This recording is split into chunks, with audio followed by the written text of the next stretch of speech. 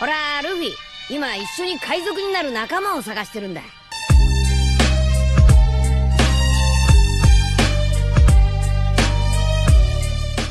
Hello guys, welcome to my channel The Wandering Zoro, your go-to destination for anime-related content. And if you're new here, don't forget to hit that subscribe button and turn on notifications so you never miss out on our latest videos. In today's video, we're going to be diving into part 2 of the series. So be sure to stick around until the end, and let's get started. Inside the observation room, high above the testing grounds, a wall of monitors flickered with live footage. Teachers watched silently. Nizu stood at the center console, paws folded behind his back, eyes gleaming with curiosity. Around him sat the proctor's staff. Shota, Aizawa, Midnight, Glad King, 13, Cementos, Ectoplasm, and All Might standing with arms crossed. Nizu smiled. Let's begin. He pressed the button. Outside exam field. Gates burst open. Rush in, guys, shouted Present Mike over the speakers. Heroes don't wait for a countdown. Before the echoes even faded, Izuku vanished. Dust exploded behind him as he activated 30% full cowling. Green lightning snapped across his limbs. Teachers leaned forward. Aizawa's eyes narrowed. That kid. Battlefield chaos begins. Robots rolled out from alleys and rooftops. Students scattered. Some hesitated. Some charged. One of them blasted forward with explosions. Katsuki Bakugo grinned wildly. But even they paused when, boom, a robot flew past them in pieces. Izuku blurred through the smoke. Combo assault, smash barrage. He didn't stop moving. Detroit smash. First robot obliterated. Spin step. Delaware smash. Finger flick shockwave sniped a drone midair. Slide pivot. Oklahoma smash. Ground burst. 3 bots launched skyward. Spinning. Missouri smash. Falling down. With his hand and swiftly strikes the robot. Powerful chop. Manchester smash. Metal skull crushed inward. Landing twist. St. Louis smash. Shockwave ring shattered 2 more. Teachers stared. Midnight blinked. He's chaining them. Izuku inhaled. More. He dashed straight into a cluster. Arms crossed. Dive. Carolina smash. Twin chop impact detonated the entire group. Before debris even landed. Arm spiraled. Nebraska smash. A miniature tornado formed from his punch, sucking nearby robots into its pull before shredding them apart. Observation room. Vlad King leaned forward. He's not hesitating at all.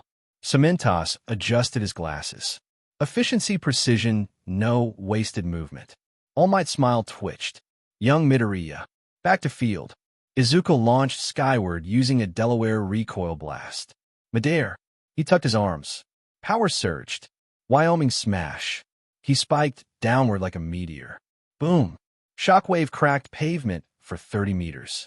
Robots everywhere collapsed. Students nearby froze. One whispered, "How many points does he have already?" Another, "Is he even human?" Bakugo grit his teeth. TCH. Dust cleared. Izuku stood in the center of wreckage, breathing steady. Not exhausted. Not strained. Just focused. Above on the monitor, Nizu's grin widened.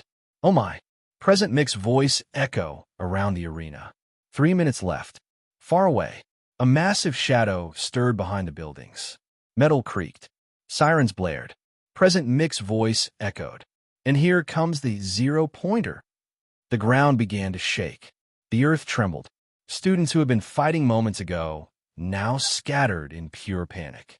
The towering 0-pointer rose from behind the buildings like a walking skyscraper. Its shadow swallowed the street. Every step made the ground crack. Run! Someone screamed. And they did. All of them. Even Izuku turned. He was about to sprint away. Until, a voice. Sharp. Pained.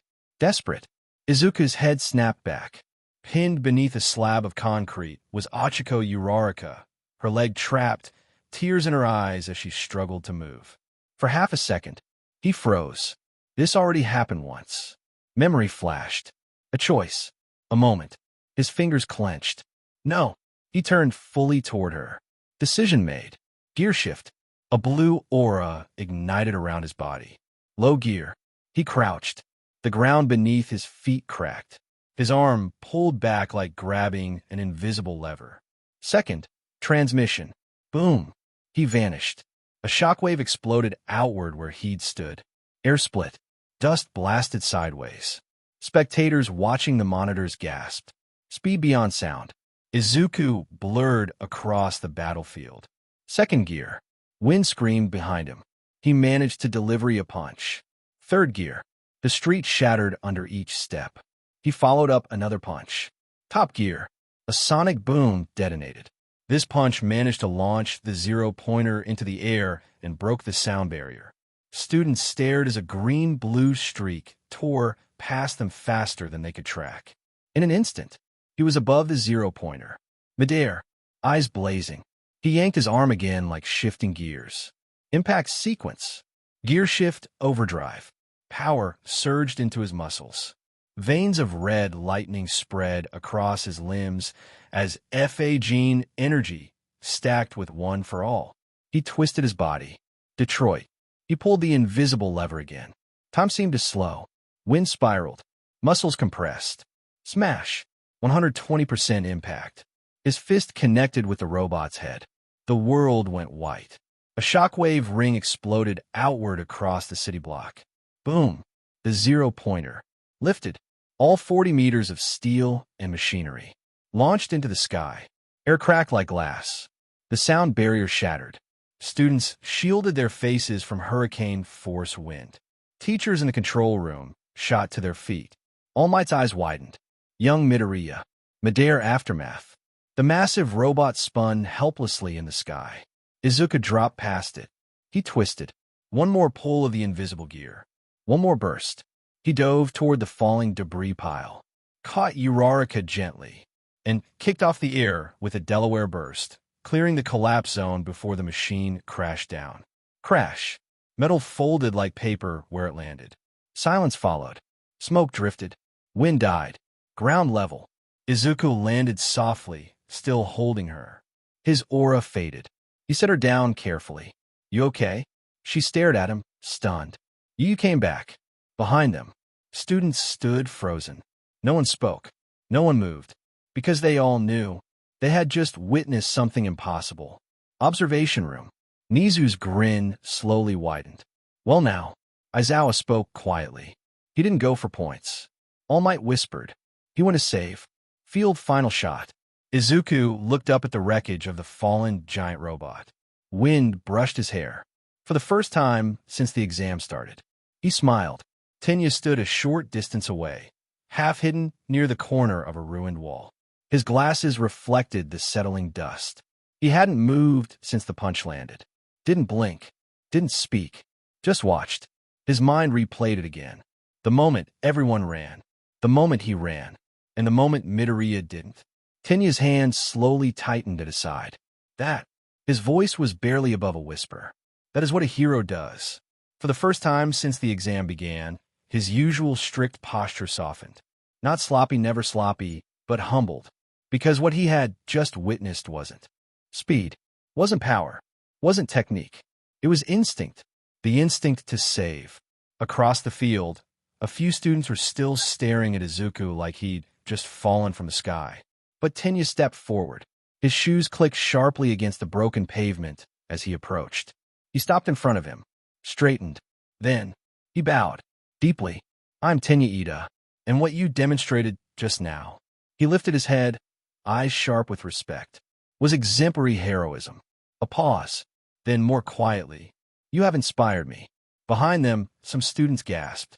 Because Tenya Ida doesn't praise lightly. Izuku blinked. Huh, me? His face instantly turned red. Off in the distance, hidden behind a cracked pillar. A certain blue-haired sniper watched silently. And smirked. A sharp crack of explosions snapped through the testing grounds. Students turned. Dust kicked up, and stomping straight through it was Katsuki Bakugo. His palms sparked. His eyes burned. And he was marching straight at Izuku Midoriya. You. Pop. A small blast snapped in his hand. You think you're hot stuff now? Students backed away fast. Nobody wanted to be collateral damage. The air felt like it might ignite. Izuku stiffened but didn't raise his fists. He just looked at him, breathing steady after that massive smash. Bakugo's teeth grit. You've been hiding that from me this whole time.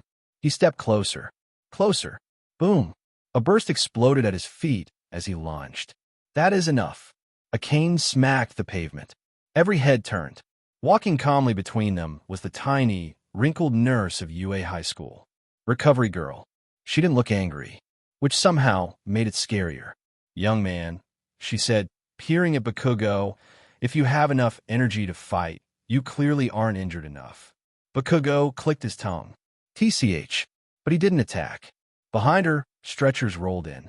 Support staff hurried across the field, helping limping students, wrapping arms, healing cuts.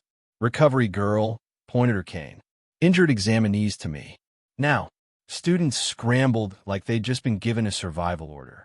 Even Bakugo hesitated, then turned sharply away with a frustrated growl. Don't think this is over, Deku.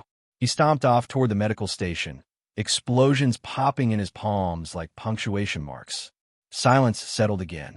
Then, Izuku exhaled. That went better than I expected. A nearby student whispered. How is that better?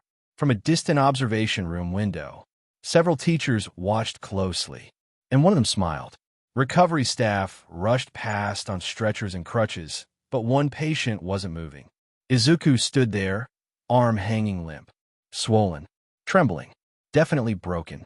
A small shadow stopped in front of him. Young man, said recovery girl, peering up over her glasses, how many times must I tell reckless children not to destroy their own bodies? Izuku jolted upright. Sorry, she huffed. Humph. Apologies don't mend bones.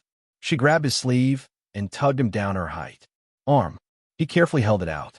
She examined it, poking once. Crack. Izuku froze. Did it just? Yes, she said flatly. Splintered fracture. Honestly, Izuku Midoriya, are you trying to make my job harder? He blinked. You know my name? I make a point of remembering frequent visitors. Nearby students snorted. Izuku turned bright red. Recovery girl sighed, then gently cupped his cheek. Hold still. She leaned forward. Kiss. A faint glow spread from his skin through his body like warm sunlight. Cracks mended. Muscle tightened. Bones reset. The swelling shrank in seconds. Izuku flexed his fingers. His eyes widened. It's healed. Yes, she said, already turning away. But don't celebrate. My quirk accelerates your body's natural healing. That uses your stamina. Which means... His stomach growled loudly. Students stared. Recovery girl smirked. You're about to be starving. Right on cue. Yua. His knees wobbled. She tapped his leg with her cane. Next time, try passing without shattering your limbs. I'm old, not a miracle factory. Yes, ma'am. Across the field, watching from afar. A certain explosive blonde clicked his tongue. TCH. An hour later, the halls of UA High School had mostly quieted. The chaos of the entrance exam was over. The shouting, the explosions, the smashing. All of it now felt strangely far away. Outside the front gate, Izuku Midoriya stepped onto the sidewalk and let out a long breath. His shoulders sagged. His legs felt like jelly. His brain felt like it had run 10 marathons. I really did it. The evening air brushed his face, cool and calm, a total opposite from the battlefield he'd just survived. Students were still leaving in groups, some excited, some nervous, some loudly bragging about how many robots they defeated. Izuku walked alone. Not sad, not lonely, just processing. His fingers twitched slightly. Gear shift FA gene 30%. He replayed everything in his head like a highlight reel. The timing, the launches, the smash impacts, the moment he broke the sound barrier. His face slowly turned red. Did I overdo it? Yes. Yes, he did. But he looked back once more at the towering school gates. His eyes softened. I saved her. That single thought made his chest feel warm. A breeze passed. Cherry blossom petals drifted across the pavement. Izuku adjusted his backpack and started toward the train station, shoes scuffing lightly against the ground. Step, step, step. His body was tired, but his heart felt light. Behind him, high above on a distant rooftop, a lone figure watched silently, rifle resting at her side, eyes locked on the green-haired boy walking away. She didn't move, didn't blink, didn't speak, just watched. At the crosswalk, Izuku stopped as the signal turned red. He swayed slightly. Food. His stomach growled like a monster. Need food. The light turned green. He shuffled forward like a zombie.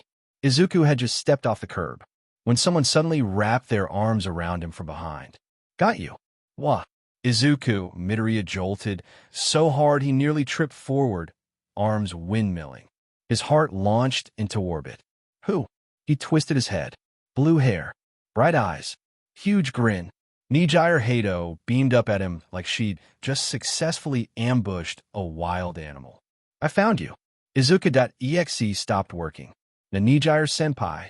She squeezed tighter, cheek lightly pressed against his back like this was the most normal thing in the world. You left without saying bye, she said cheerfully. That's rude, you know. I thought you were with Mirio and Tamaki. I was, she said. But then I saw you walking away looking all dramatic protagonist energy, and I thought. She tightened her hug slightly. I should catch him. Izuku's face turned bright red instantly. Steam might as well have come out of his ears. Oh, thank you? Wait, no, you didn't have to. Pedestrians nearby slowed down. One person whispered, young love. Izuku short-circuited. It's not like that. Nijire tilted her head. Not like what? She finally let go, but instead of stepping back, she leaned forward, hands behind her back, peering into his face with sparkling curiosity. You look amazing today. Izuku froze. Her tone wasn't teasing now. It was sincere. I like how you look today. His throat tightened. Thanks. She smiled softly. Then, boop. She tapped his forehead with one finger. Also, you push yourself too hard, though. Izuku blinked. How did you? I can tell. She spun once on her heel, cheerful again. So, I decided something. He braced himself. What? She pointed at him dramatically. I'm walking you to the station. Huh? For safety, she declared. What if a villain appears? You're exhausted. You'd be doomed. I can still fight. Nope. She grabbed his sleeve. Let's go. And just like that, she started dragging him down the street. Izuku stumbled along beside her, brain overheating. Why is she so close? Why does she smell nice? Why is my heart louder than explosions? From a shadowed alley across the road, a pair of sharp eyes watched them. Silent. Observing. Interested. Nijire was still happily pulling him along when, yo, a blur dropped from above. Thud. A figure landed right in front of them in a crouch like a superhero making an entrance. Pedestrians screamed. A dog barked. Izuku almost passed out. The blond boy slowly stood up, cape fluttering dramatically even though there was zero wind. Perfect timing, he declared proudly. Mirio Togata flashed a grin bright enough to power a city block. Nijire lit up. Mirio. Izuku clutched his chest. Mirio-senpai. You can't just drop from the sky like that. Mirio tilted his head. Why not? That's not the issue. Mirio suddenly leaned in close. Very close. Face-to-face close. He studied Izuku's expression like a detective analyzing evidence. Izuku stiffened. HM? Mirio narrowed his eyes. You're flustered. Izuku combusted internally. I am not. Mirio turned slowly toward Nijire. Then back to Izuku. Then to Nijire again. A slow, mischievous smile spread across his face. Oh. Nijire blinked. Oh what?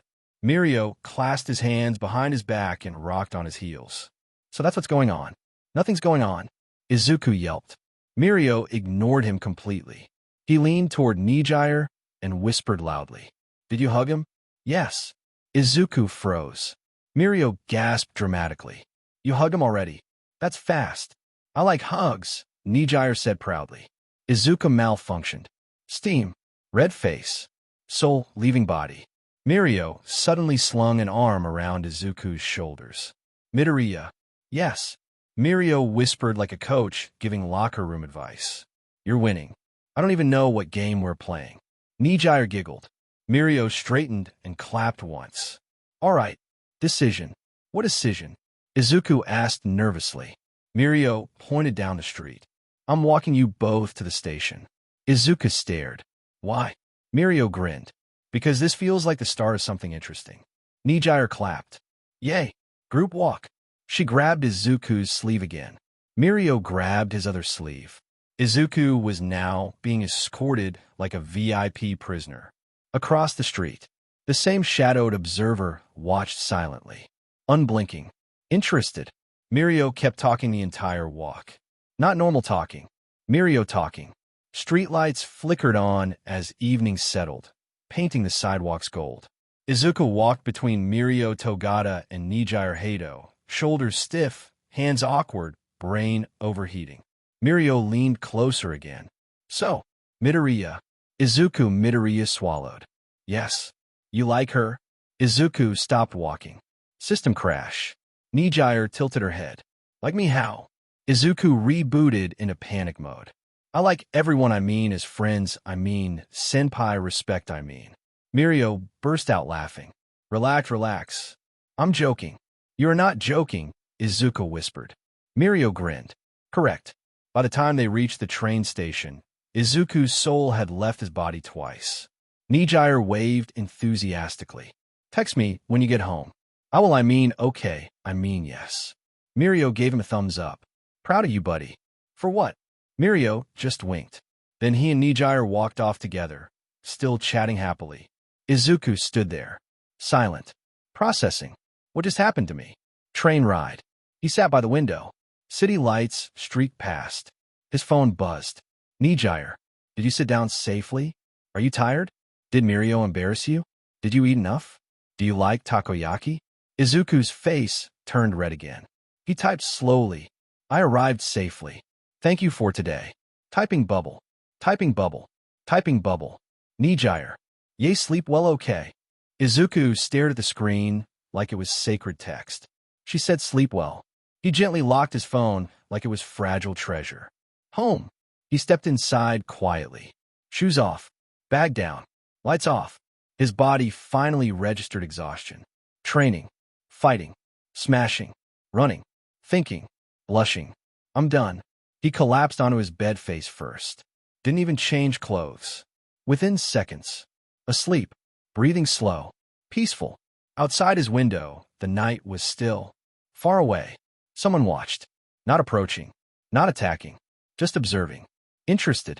Morning sunlight filtered through the curtains as Inko Midoriya stood at Izuku's door, holding an official envelope with trembling hands. Izuku, a letter came for you. Inside the room, blankets shifted. A messy green head popped out. Mail? She nodded and handed it to him carefully, like it might explode. Izuku sat up, heart already racing. The envelope, seal read. UA High School. His hands froze. It's here. The acceptance. He opened it slowly. Inside, a disc slid out. Izuku blinked. A disc? He rushed to his computer and inserted it. The screen flickered. Light burst outward. A hologram appeared. I am here. Floating proudly in midair was All Might, in full hero pose, cape waving dramatically. Izuku shot out of his chair. All Might. The hologram grinned. Young Midoriya, we haven't spoken properly in a while. Izuku's eyes sparkled like stars. The results. All Might clasped his hands behind his back. Now then, let us review your entrance exam results. Numbers flashed in the air. Villain points, 127. Rescue points, 85. Izuku stared, brain buffering. All Might pointed dramatically. Total score, first place. Silence. Wind sound effect. Soul ascending. Processing. Processing. Processing complete. I'm first place. He launched straight into the air in pure shock, hitting the ceiling lightly before. Landing. Inko gasped. Izuku. Careful. But he wasn't listening. He was glowing. Actually glowing. All Might's message. The hologram smiled warmly now, voice softer. You didn't earn those rescue points from strength alone. You earned them because you moved before thinking of yourself. Izuku clenched his fists. Flashback. Uraraka crying. the zero-pointer falling, his body moving on instinct. All Might nodded proudly. That is the heart of a true hero. Izuku's eyes watered. Official acceptance. All Might raised one finger. And therefore, dramatic pause. Welcome to the hero course. The words echoed. For a second, the world stopped. Izuku's voice trembled. I made it. His mom covered her mouth, crying softly. You really did. Final message. The hologram began fading.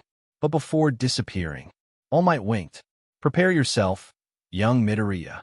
Light particles drifted. Your Hero Academia starts now. It is your Hero Academia. Foom. The hologram vanished. Aftermath. Silence filled the room. Izuku stood there. Then, he jumped again. Yes. He grabbed his mom in a hug and spun. I'm going to UA. Inko laughed through tears. I always knew you would. Izuku ran to the window, fists clenched, smiling at the sky. Just wait. Wind blew through his hair. I'm going to become the greatest hero. Izuku was still breathing hard from excitement when... Knock, knock. Inko blinked. Another delivery? At the door sat a long, reinforced case. Matte black. Heavy. Official. Stamped on top. From All Might. Izuku froze. No way. He opened it slowly. Inside, metal gleamed. Fabric folded in precise layers. And resting in the center like a sacred relic. Costume Zeta. The suit of a hero. His fingers trembled as he lifted it. This wasn't just gear. This was history. His newest suit, the 6th version, built from everything he'd ever needed before. Reinforced arm bracers. Iron soles for impact, boosted kicks. Upgraded Air Force gloves. Replica mid-gauntlets. Portable full gauntlet unit. And wrapped around the collar. A worn but flowing cape scarf. The cape once belonging to Gran Torino. Izuku's throat tightened. He saved this for me. Support gear notes. A small card slipped out. Young Midoriya, a hero must always be prepared. These were refined with help from brilliant minds. Use them well. Signed with a bold symbol. Izuku instantly knew who helped make them. Mei Hatsum and Melissa's shield. His eyes shined. They upgraded everything. Hidden carry mode. Under the suit was a compact strap harness. Attached, portable full gauntlet case designed to wear under casual clothes. Izuku blinked. So I can fight anytime. Not just when suited up, not just when ready, but whenever someone needed help. That realization hit different. Awakening resolve. Wind brushed past him. His grip tightened. I won't waste this. Green sparks flickered along his arms. One for all, full cowling 50%. Red vein-like lines pulsed across his skin. Electric green energy wrapped his body. Inko gasped softly. Izuku. But he was already moving. Burst of motion. Boom. The door flew open. Izuku shot outside in a streak of green lightning. Shoes skidding across pavement. Energy cracked around him. His eyes shone. I have to test it. Air pressure rippled outward as he leaned forward. Hero instinct fully ignited. Far away, on a rooftop across the street, a rifle scope lowered. A calm voice whispered, "So that's your new power." The watcher smiled faintly. Lady Nagant had been watching the entire time. And you just keep getting more interesting, Izuku Midoriya. Izuku's feet barely touched the rooftop before he pushed off again. Green sparks arced from his arms and legs, red veins glowing brightly beneath his skin. Full cowling, fully active, he felt every muscle respond faster, stronger, more precise than ever. Okay, let's see what this suit can do, he muttered, voice almost drowned by the wind. Rooftop to rooftop, he bounced off the edge of the building. Air resistance shredded past him as iron soles absorbed every impact. Whoa, Izuku whispered, noticing how smooth the Air Force gloves allowed him to control bursts of wind as he pushed off walls. Small, controlled bursts helped him adjust mid-jump. From rooftop to rooftop, he leaped like a green streak, turning the city's skyline into a blur. Every kick, every push, every swing of Black Whip integrated seamlessly. The portable full gauntlet hummed beneath his casual clothes, giving him a hidden edge he could pull any time if things got dangerous. Destination: the beach. The ocean glittered in the distance, the sound of waves mixing with the electric hum from his body. Izuku adjusted his posture midair. F.A.G. tension built in his legs. Black Whip lashed outward for stability when needed. Full cowling 50% flowing. Almost there, he murmured. He released a small shooting-style kick to propel himself higher. Landing on the sand, he skidded slightly, creating a small cloud of dust. Wind whistled past, carrying the smell of salt water. Izuku looked around. The beach was empty, perfect for training. Testing the limits. He jumped again. Higher this time.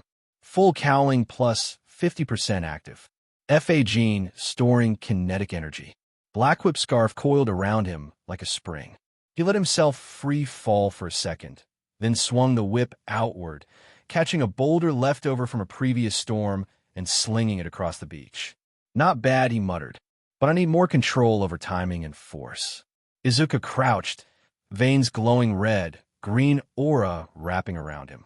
Every sense on overdrive. He leaped, kicked, pulled, swung, each movement flowing into the next seamlessly, testing costume Zeta, full cowling, F.A.G. and Black Whip together for the first time. Sand sprayed with every landing. The beach became a testing ground for a hero in his element. Observation. From a nearby cliff, a shadow shifted. Lady Nagant's eyes narrowed, lips curling into a faint smile. So, this is him still improving. Still dangerous. Even without appearing, she watched silently, cataloging every jump, every kick, every flick of the whip. Izuku paused, chest heaving, hair plastered by sweat and wind. This feels incredible. He smiled under his scarf, green aura flickering around him, ready for anything. The beach stretched before him, empty, vast, perfect, and he felt unstoppable. Izuku landed on the sand, chest heaving, body buzzing with the energy of full cowling 50%, veins glowing red-green across his arms and legs. The beach stretched before him, empty, perfect for pushing every limit. Testing the suits and gear, he flexed his iron soles-equipped shoes, feeling the reinforced impact through every step. Each kick now redistributed force outward, enhancing his strikes without harming his body. He clenched his fists inside the Air Force gloves, ready to direct bursts of pressurized air for ranged attacks. He grinned.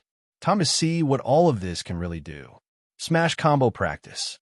First, he leapt high into the air, letting F.A.G. charge his kinetic energy with repeated jumps. The red glow of stored energy ran along his muscles.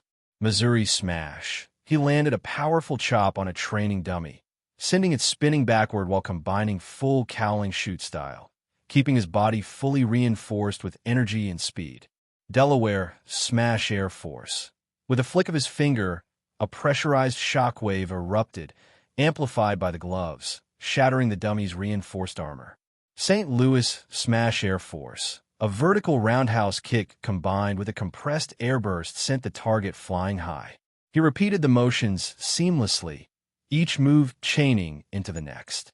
Smoke screen activation. Izuku inhaled sharply. Sixth smoke screen. Purple smoke erupted from his body, thick and swirling, hiding his position from imaginary opponents. The cloud allowed him to practice surprise attacks, reaction timing, and mobility in obscure conditions. Black Whip integration. Inside the smoke, he unleashed Black Whip. Tendrils of black energy shot from his body, glowing teal along the edges, lashing at dummies and anchoring himself to boulders and poles for extra momentum.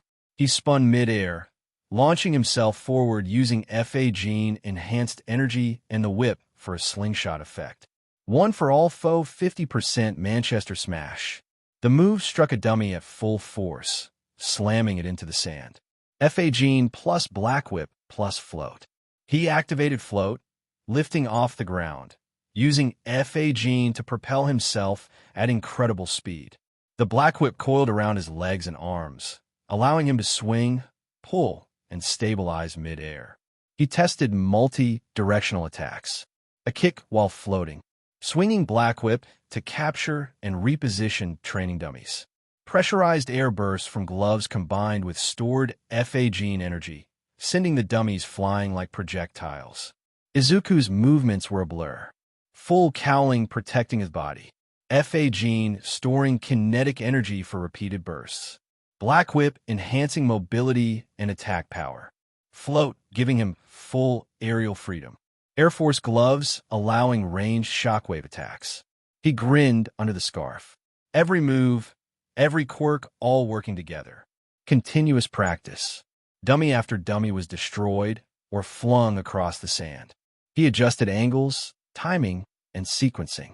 Each combination of Smash, Black Whip, Fa Gene, and Float felt smoother.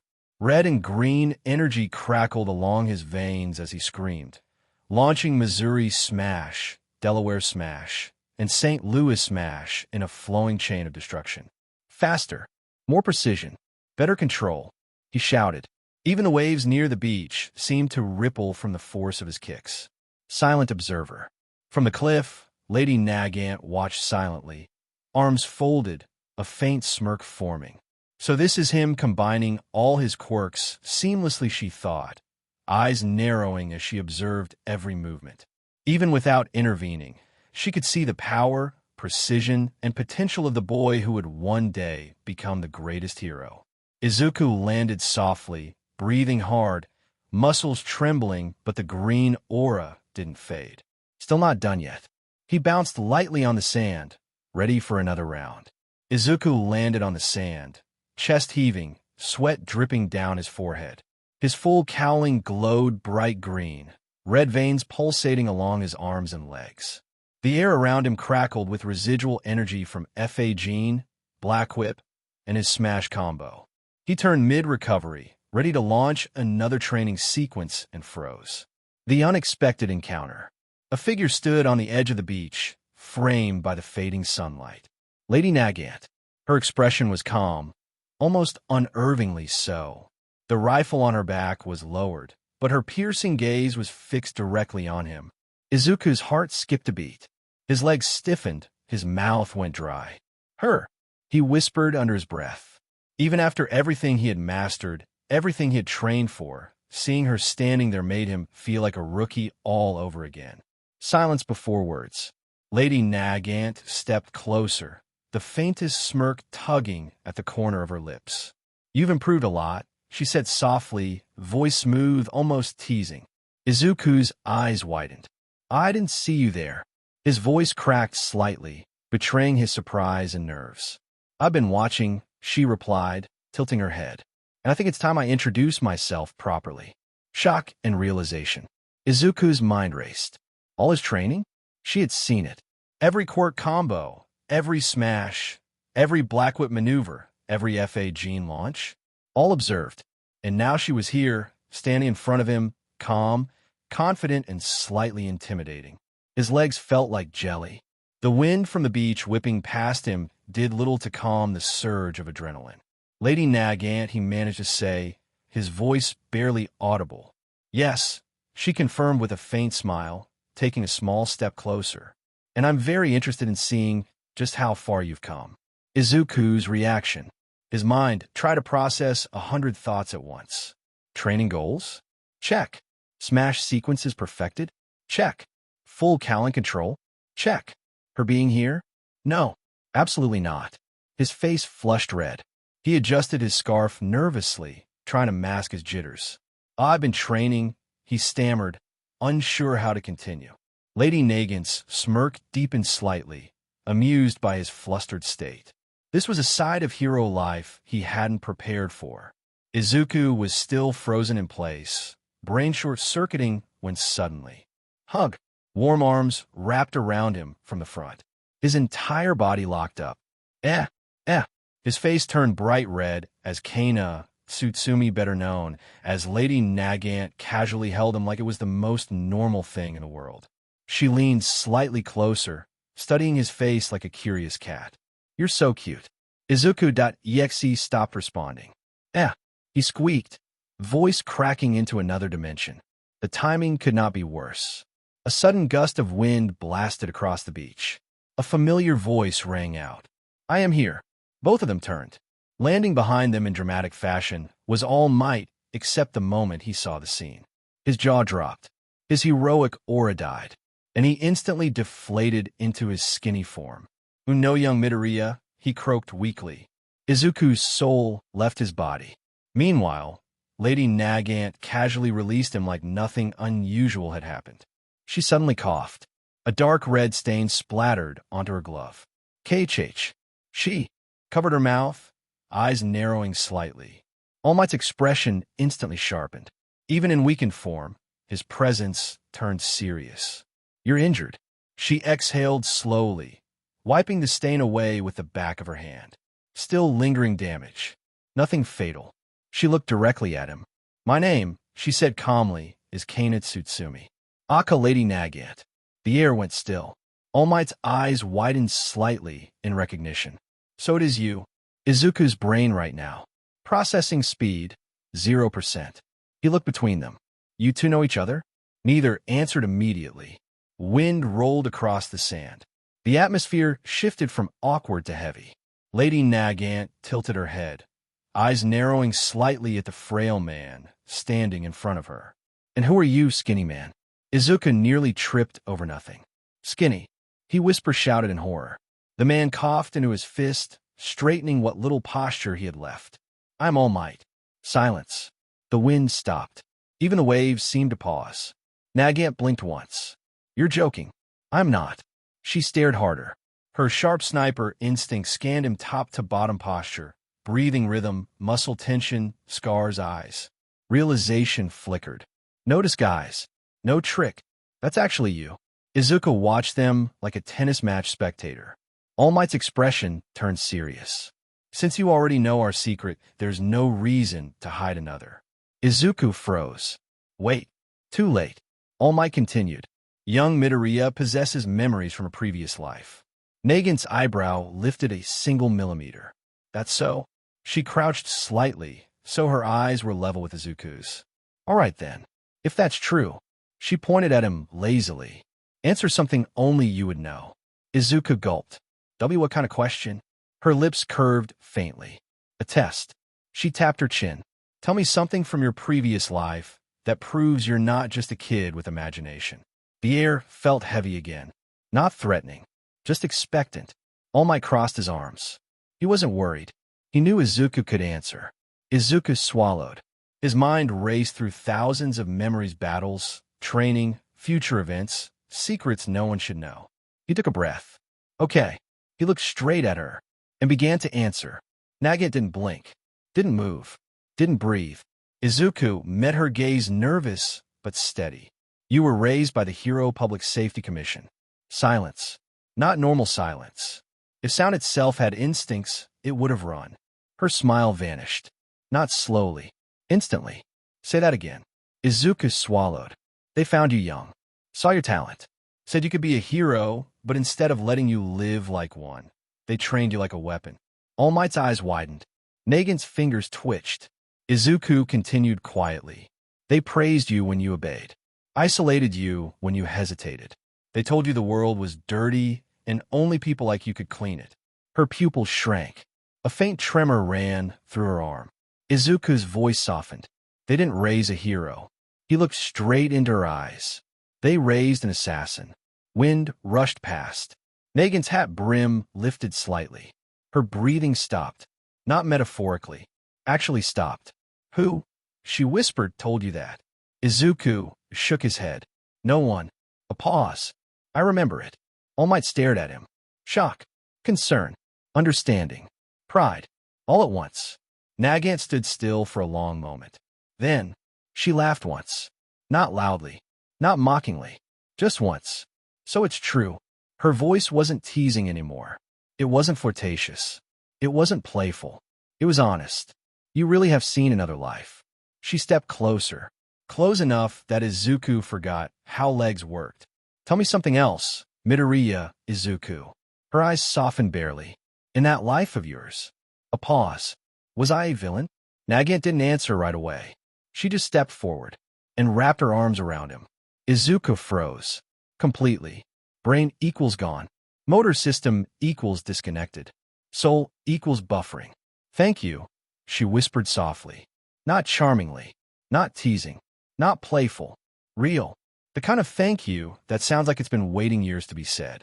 All Might stood off to the side in stunned silence, half in skeletal form, half emotionally buffering like an old laptop trying to run 10 tabs at once. Young Midoriya, he muttered, "What have you done now?" Nagant slowly pulled back, but not far. Her fingers drifted up, lightly, carefully. She started playing with Izuku's hair, twisting a curl, letting it spring back, doing it again. "It's soft," she murmured. Izuku's face turned red, so fast it looked like someone flipped a switch. His arms shot stiff at his sides. Internal thoughts. Danger sense, not warning. Heart beating faster than gear shift top gear. Is this a villain attack? Is this legal? Why is she touching my hair? I cannot move. Nagant tilted her head slightly, amused. "You blush easily." "I do not." "You do." "I do." She gently flicked one curl. It bounced. She smiled faintly. "You're strange, you know that?" Izuku squeaked. "Thank you."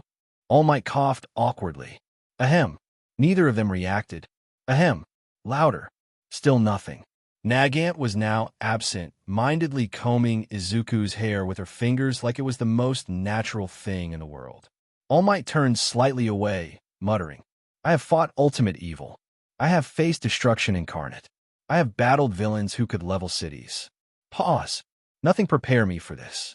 Nagant leaned closer to Izuku. Voice softer now. "You're warm." Izuku.exe stopped responding. Wind brushed past him again. Quiet. Still. Almost peaceful. Nagant didn't let go of his hand. Not even a little. Her fingers slid naturally between his like it was already decided, already normal, already obvious. "Come on," she said gently. "We should go eat." Izuku's brain rebooted just enough to produce sound. She tugged lightly. He moved. Not because he chose to. Because his body had officially resigned from decision-making. Behind them, All Might stood frozen, mouth slightly open, eyes wide. Soul temporarily left the premises. He looked like a statue someone forgot to finish sculpting. No pose, no speech, no "I am here." Just. Nagant glanced back at him. "You coming, skinny man?" All Might blinked once. Twice. His voice came out faint. "I believe I should supervise." But he didn't move. He was still processing the fact that the world's most dangerous former assassin was casually holding his successor's hand, like they were walking to a cafe after school. Izuku whispered urgently, "Miss Nagant. Kana. People are looking. They always look. That's worse." She slowed slightly, so they walked side by side and being dragged. Her thumb absent-mindedly traced the back of his hand. Izuku nearly short-circuited again. "You saved me," she said quietly. "You listened to me. You didn't see a weapon, you saw a person." He swallowed. "Anyone would." "No," she replied softly. "Not anyone." Behind them, All Might finally moved. One step, then another. Still silent. Still stunned. Still wondering if he should intervene. Or take notes. Nagant glanced sideways at Izuku. "You're shaking." "I am not." "You are." "I am." She smiled faintly. Cute. Steam practically rose from his face. They reached the street corner. She didn't let go. Not when they stopped. Not when people passed. Not even when Izuku's heart was beating loud enough to count as percussion. Behind them, All Might whispered to himself, "Nana, is this what parenting feels like?" The station speakers hummed softly overhead as evening trains came and went. Neon lights reflected off the tiled floor. Footsteps echoed. The crowd flowed around them like a river that didn't notice the two people standing still in the middle of it. Izuku slowly loosened his grip. Nagant's fingers slipped from his. For a moment, neither of them spoke. So Izuku said, rubbing the back of his neck, "This is my stop." Nagant nodded once. "I know." She didn't move to leave. He didn't move to board. A train rushed past behind him. Wind whipped his hair. Her eyes stayed on him the whole time. Not intense. Not scary. Just watching. Like she was memorizing him. "You should go," she said quietly. "Yeah." He didn't. She tilted her head slightly. "You're bad at goodbyes." "I'm not." "You are." "I am." A tiny smile tugged at her lips. She stepped closer. Not touching. just close enough that he could hear her voice without the noise of the station. You don't have to look for danger every second. Hero. I'm not. You are. He froze. She was right. Again. Her voice softened. Rest sometimes. He swallowed and nodded. Okay. Another train announcement echoed. Final boarding. Doors closing soon. Izuku panicked slightly. Why should I mean? You should go, she repeated. He turned. Took 2 steps. Stopped. Turned back. Will I see you again? Nagant didn't answer immediately. She studied him like she was deciding something important. Then, she reached out and gently flicked his forehead. Of course. His eyes widened. Ow. That's so you remember. I won't forget. Good. The train doors chimed. He scrambled inside. Turned around. She was still standing there. Hands in pockets. Watching. Not waving. Just there. The doors slid shut. The train started moving. Izuku stood by the window, staring until the platform began to drift away. She didn't move. Didn't chase. Didn't wave. Just watch him leave. As the train disappeared down the tracks. Nagant finally murmured to herself. Stay safe, hero. Then she turned and vanished into the crowd. 3 months later, morning sunlight stretched across the sidewalks as students in fresh uniforms walked toward the most prestigious hero school in Japan. Izuku Midoriya stood at the front gates. So this is it. His hands trembled slightly. Not from fear. From excitement. He tightened his grip on his bag straps and stepped forward. The campus buzzed with noise. Students talking, laughing, arguing, boasting, panicking. It felt alive. Izuku checked the class list paper again. Class 1A, where is it? He peeked into one hallway. Wrong class. Another hallway. Still wrong. Then, you should show proper respect in academic environments. A loud, sharp voice echoed down the corridor. Izuku blinked. That voice. He turned the corner. There stood Tenya Ida, arm chopping the air in rigid robot-like motions as he lectured a scowling blonde boy. Disruptive behavior demonstrates a lack of discipline and dignity. Bakugo clicked his tongue. TCH, who died and made you class president for eyes. I am simply upholding order. Izuku froze. Same energy as the exam. Ida suddenly noticed him. His glasses glinted. His arm snapped straight again like a machine resetting. You. Izuku flinched. Me. Ida marched over. Stopped. Bowed sharply. I must apologize. Izuku panicked. What? For my rudeness during the entrance exam. I misjudged you. You demonstrated true heroic spirit. You acted when others hesitated. That was admirable. Izuku's face turned bright red. It was nothing. Anyone would have done that. Bakugo scoffed loudly. Yeah, right. Ida straightened. My name is Tenya Ida. It is an honor to be your classmate. I'm Izuku Midoriya. And nice to meet you. They shook hands. Firm. Respectful. Yo. A red-haired boy with sharp teeth jogged up. Are you guys 182? Man, this is so manly. Behind him, a girl with pink skin waved cheerfully. A calm boy with heterochromia walked silently. A tall student with multiple arms ducked through the doorway. One by one, students began arriving. Voices overlapping. Personalities clashing instantly. Within minutes, the hallway outside Class 1A was packed. Momoyozu stood elegantly near the door reading a schedule sheet. Shoto Todoroki leaned against the wall quietly. Tokoyami stood dramatically in a shadowed corner. Kaminari laughed too loudly at his own joke. Jiro rolled her eyes. Siro taped a paper airplane to the ceiling for no reason. Mineta whispered something suspicious and immediately got smacked by Tsu. Achiko spotted Izuku and waved excitedly. Midoriya, we're in the same class. Izuku smiled. Yeah.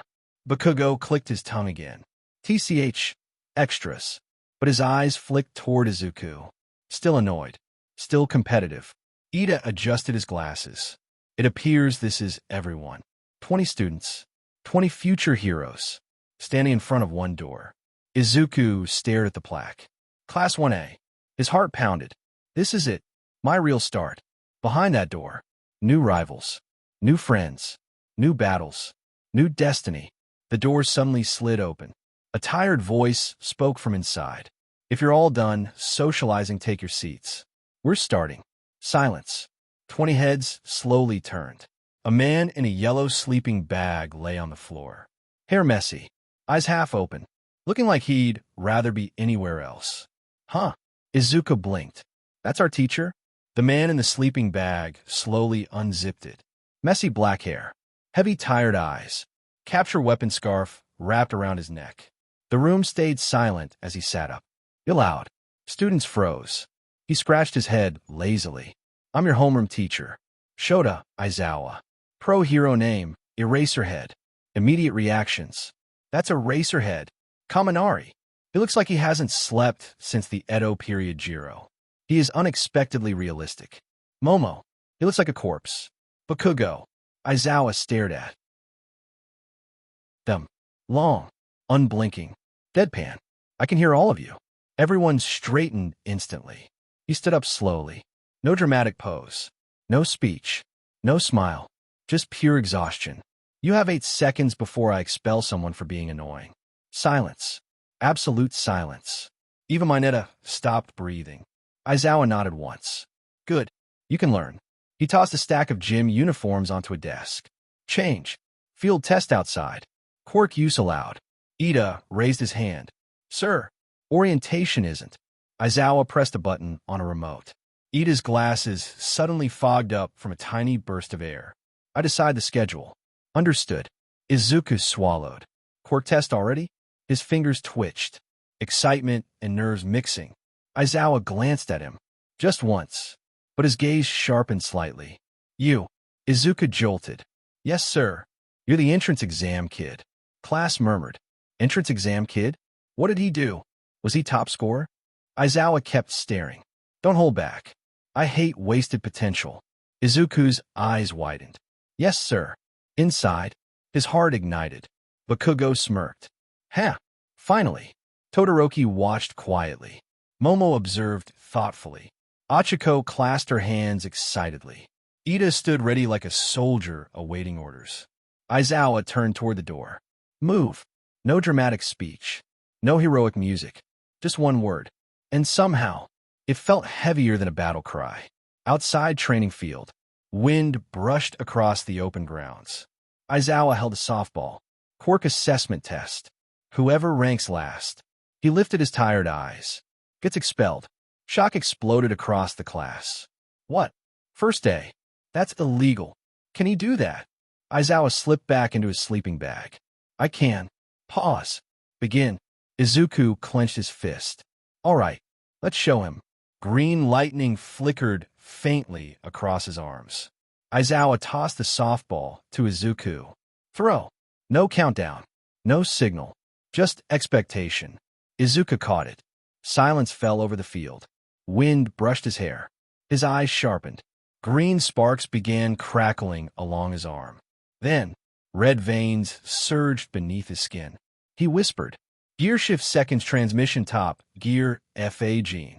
His stance lowered. One finger pulled back. Everyone blinked. Wait, he's throwing with a finger? Kaminari whispered. Foom. The air detonated. Shock wave burst outward. The ball vanished. Not flew. Vanished. A moment later, the scoreboard glitched. Numbers spun wildly. Stopped. 1,0000 meters. Silence. Dead silence. Even the wind stopped. Mina's jaw dropped. Siro blinked slowly. Tokoyami's shadow twitched. Ida's glasses slid down his nose.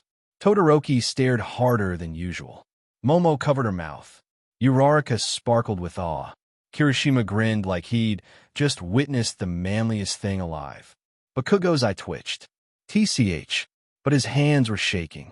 Not fear. Excitement. Aizawa looked at the screen. No reaction. Huh. Which, for him, was basically a standing ovation. Next test. 50-meter dash. Ida stepped forward confidently. Engines revving. This is my specialty. Aizawa looked at Izuku. You too. Starting line. Ida crouched. Izuku stood casually. Go. Boom. Ida launched like a rocket. Dirt exploded behind him. Class gasped. That's fast. But they didn't see Izuku move. They only heard. Crack. A sonic snap split the air. A gust blasted past Ida. Wind slammed into his face. His eyes widened. He passed me. Scoreboard. Ida, 3.04 seconds. Numbers flickered again. Midoriya, 0.98 seconds. Collective scream. What? Under a second. That's not human. Is he a missile? Izuku skidded to a stop, smoke curling off his shoes. He scratched his cheek shyly. I might have used gear shift overdrive and F.A. Gene. Kirishima rushed over. Dude, you're so cool. Let's be friends. Kaminari slid in. Yep, bro, teach me that finger cannon thing. Zero grinned. You're basically a cheat code. Mina bounced. You're fun. I like you already. Uraraka clasped his hands. You saved me before I wanted to say thank you properly. Tsuyu nodded. You seem reliable. Ribbit. Even quiet ones approached. Shoji respectful nod. Tokoyami, your power resonates with intensity. Kota small wave. Ojiro polite bow. Sato offered snacks. Izuku blinked rapidly. So many people. Talking to him. Smiling at him. Want to be friends. I'd like that. In the distance. On a rooftop. Behind a vent. A familiar blond man in a coat and sunglasses peeked through binoculars. All Might. Young Midoriya. His voice trembled. You've already surpassed expectations. He sniffed proudly. Back on the field. Aizawa checked his clipboard. Then glanced at Izuku again. Longer this time. Interesting. Which, coming from him, was basically saying, your problem. And I like problems. Aizawa held up the next device. A metal grip dynamometer. Thick steel handle. Reinforced gauge. Industrial grade. Grip strength. Next. Sato stepped up first. He squeezed. 187 kilograms. Respectable. Ojiro followed. 162 kilograms. Shoji crushed his turn. 301 kilograms. Class murmured in awe. Then, Aizawa looked at Izuku. You. Izuku walked forward. Picked up the device. It looked small in his hand. Not because his hand was big. Because his power was. He whispered. Full cowling. Green lightning crawled over his fingers. Red vein lines pulsed faintly under his skin. He tightened his grip. KRK. The machine screamed. Gauge needle spun violently. Numbers shot past. 200. 400. 700. 900. Students leaned in. Bakugo's eyes sharpened. Ida adjusted glasses. Todoroki watched silently. Izuku added pressure. F.A. Gene. A red glow flickered through his forearm. Croc. The handle bent. Gauge needle spun once. Twice. Then, snapped off. The device exploded in his hand. Spring shot out.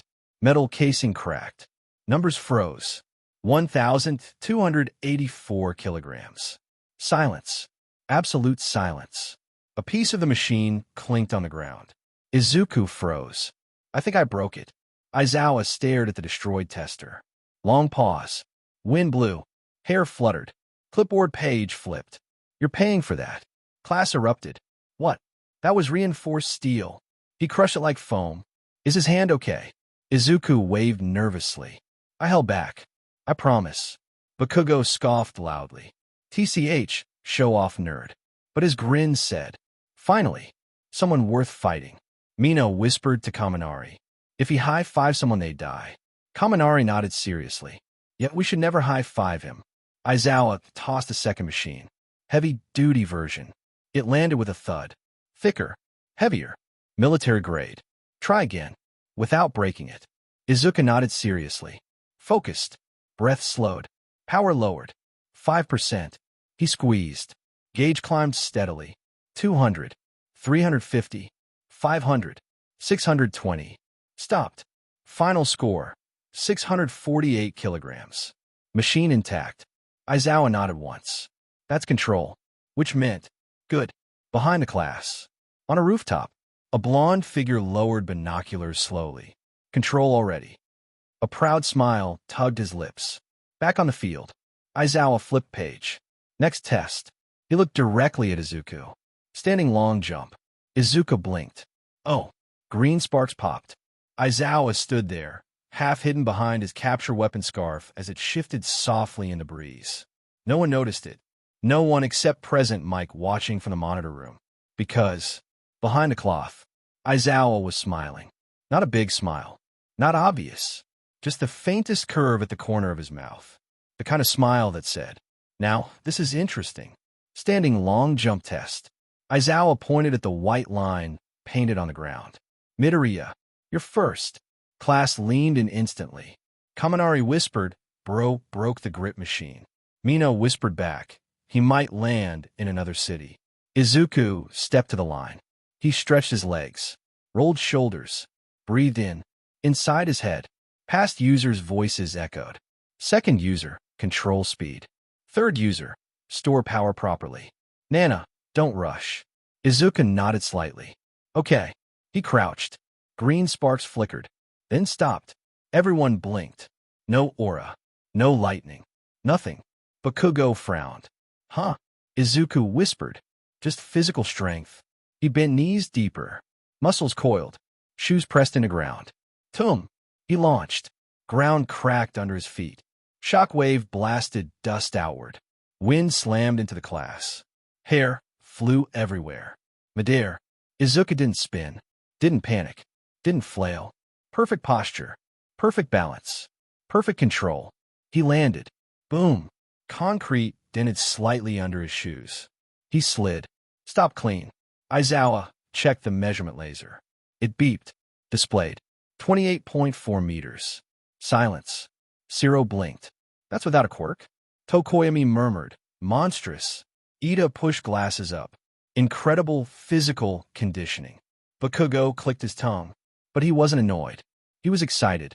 Behind the scarf, Aizawa's tiny smile returned. He held back.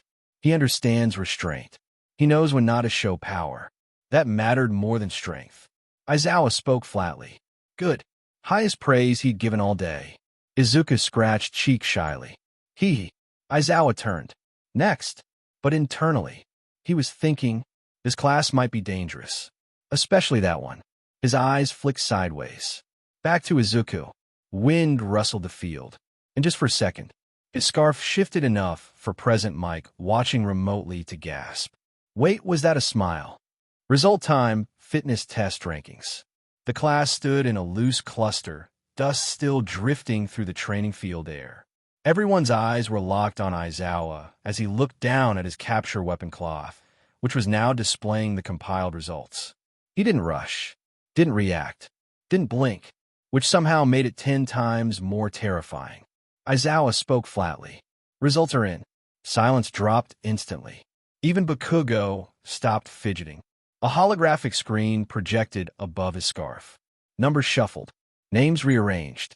Finalized. UA Fitness Test Ranking. 1. Izuku Midoriya. 2. Katsuki Bakugo. 3. Shoto Todoroki. 4. Tenya Ida. 5. Momo Yaoyorozu. 6. Fumikage Tokoyami. 7. Eijiro Kirishima. 8. Tsuyu Ajui. 9. Mina Ishido. 10. Mizo Shoji. 11. Denki Kaminari. 12. Kyokujiro. 13. Mashireo Ojiro. 14. Hantasiro. 15. Rikido Sato. 16. Achiko Uraraka. 17. Toru Hagakure. 18. Yuga Aoyama. 19. Koji Koda. 20. Minoru Mineta. A pause. Everyone stared. Then, Bakugo snarled. TCH. Not angry. Not furious. Just irritated he wasn't first. Mino whispered loudly. Bro Midoriya got first. Kaminari nodded fast. Yeah, I saw that. Ida stepped toward Izuku and bowed slightly. Congratulations. Your physical control is exceptional. Izuku panicked. No, it's not that amazing. Bakugo cut in. Don't get cocky, nerd. But he was grinning. Todoroki watched quietly. Eyes narrowed slightly. Not jealousy. Interest. Aizawa spoke again. The gap between first and second. Everyone leaned forward. Is large. Collective gasp. Bakugo's grin widened. Oh ho. Aizawa continued. Midoriya held back on 3 tests. Shockwave of whispers. Kirishima what? Zero, he held back. Jiro, that's terrifying. Izuku scratched his head awkwardly. Aizawa turned away already bored. Class dismissed. He started walking off. Stopped, without turning back. And Midoriya, Izuku straightened. Yes, don't get injured. That was it. He left. Class stood frozen. Because everyone understood what that meant. That wasn't a warning. That was approval. Bakugo muttered. He acknowledged you. Izuku blinked. He did? Bakugo scoffed. Don't make me catch up too fast, nerd. But his eyes were blazing. Not rivalry. Challenge accepted. The classroom door slid open with a soft mechanical SHHK. Class 1A filed in, still buzzing for the fitness test. Shoes scraped, chairs shifted, voices overlapped. Kaminari flopped into his seat. Brew, I'm dead. That test stole my soul. Mina spun her chair around. Same, but also, that was awesome. Zero leaned across his desk toward Izuku. Okay, seriously. Be honest. Are you secretly like a retired pro hero or something? Izuku waved his hands fast. No. Bakugo snorted from behind him. He's just a tryhard. But he was smirking again. Todoroki sat silently, watching Izuku like he was trying to solve a math equation no one else could see. Tokoyami muttered dramatically. Such power restrained like a storm sealed in mortal flesh. Kaminari blinked. Dude, do you talk like that all the time? Tokoyami turned slowly. Yes. Kaminari. Respect. Ida suddenly stood up. Glasses gleamed. Arm chop motion activated. Class. We must not let excitement distract us from our academic responsibilities. Everyone. Mineta whispered. Why he built like a school rulebook. Suya nodded. He just talked like one. Ribbit. Izuku sat down finally, exhaling. Okay, calm down, normal school life now. For once. No villains. No explosions. No emergency. Just class. His shoulders relaxed. Slam. Door open again. Aizawa walked in, dragging his sleeping bag. He dropped on the floor, zipped himself halfway inside. Lay down. Silence. Sensei? Uraraka asked carefully. Aizawa's voice came muffled from inside the bag. Homeroom. Pause. We're doing combat training this afternoon. Instant tension spike. Bakugo's grin stretched wide. Kirishima clenched his fists. Yes. Mina bounced. Oh, battle practice? Aizawa unzipped just enough to show one eye. Hero versus hero matches. The room froze. That was new. A slow smile spread across Todoroki's face. Not excitement. Anticipation. Bakugo leaned forward in his chair.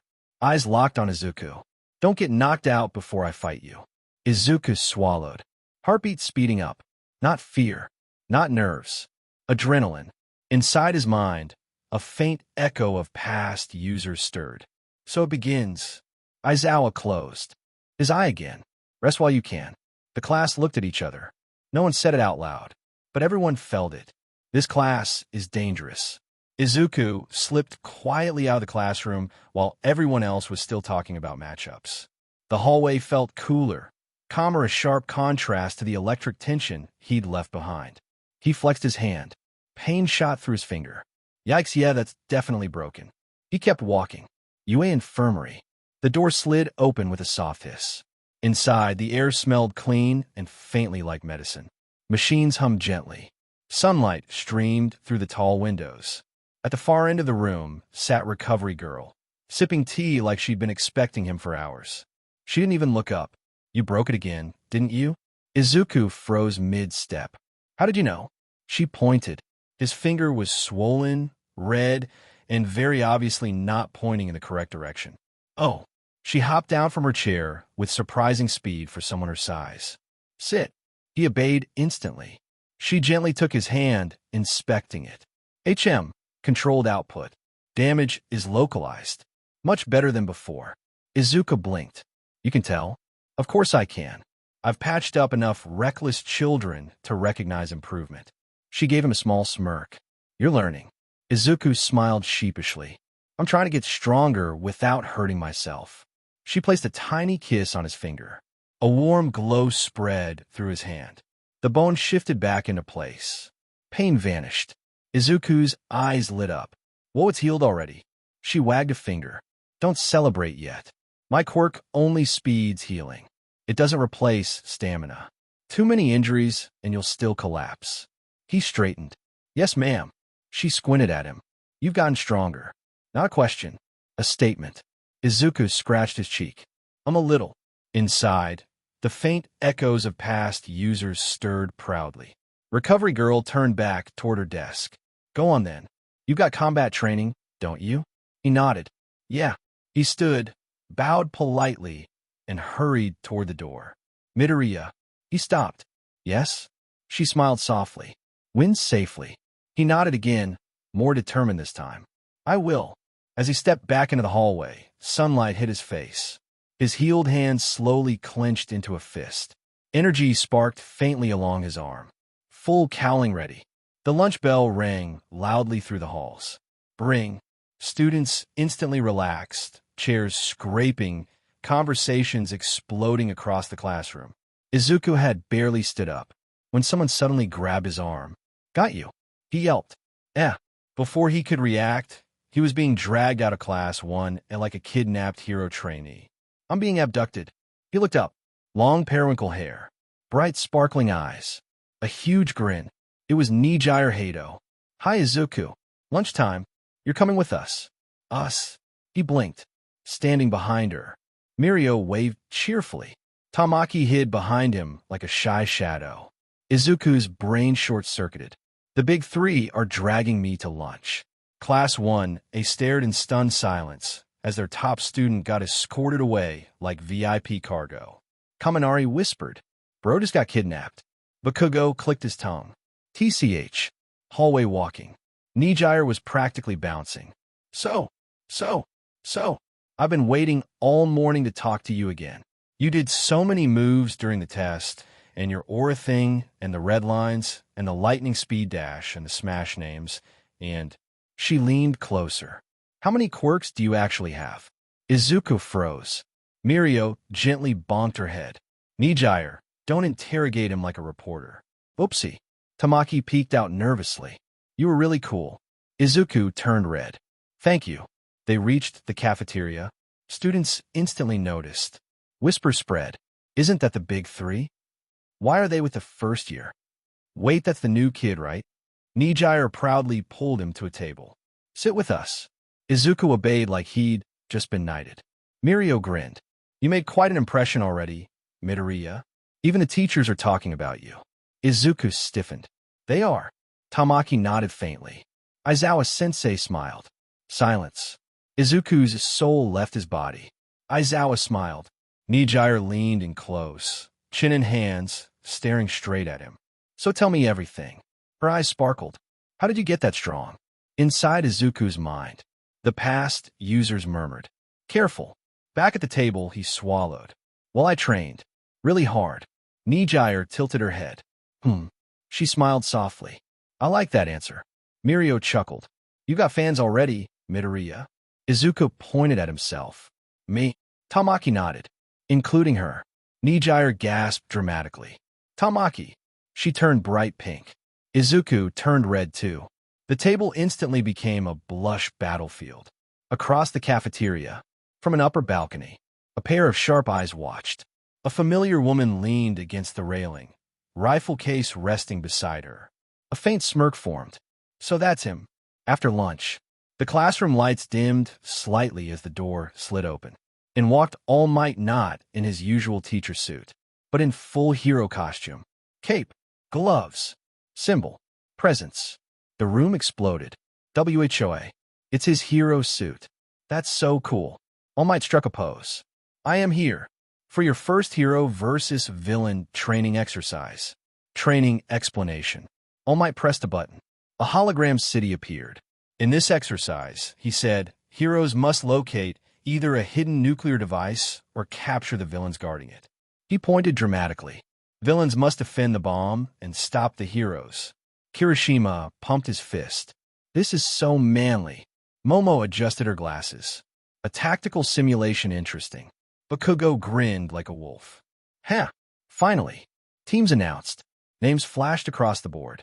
Whispers filled the room. Izuku scanned, then froze. He was assigned hero team. Opponent, Bakugo's team. Oh.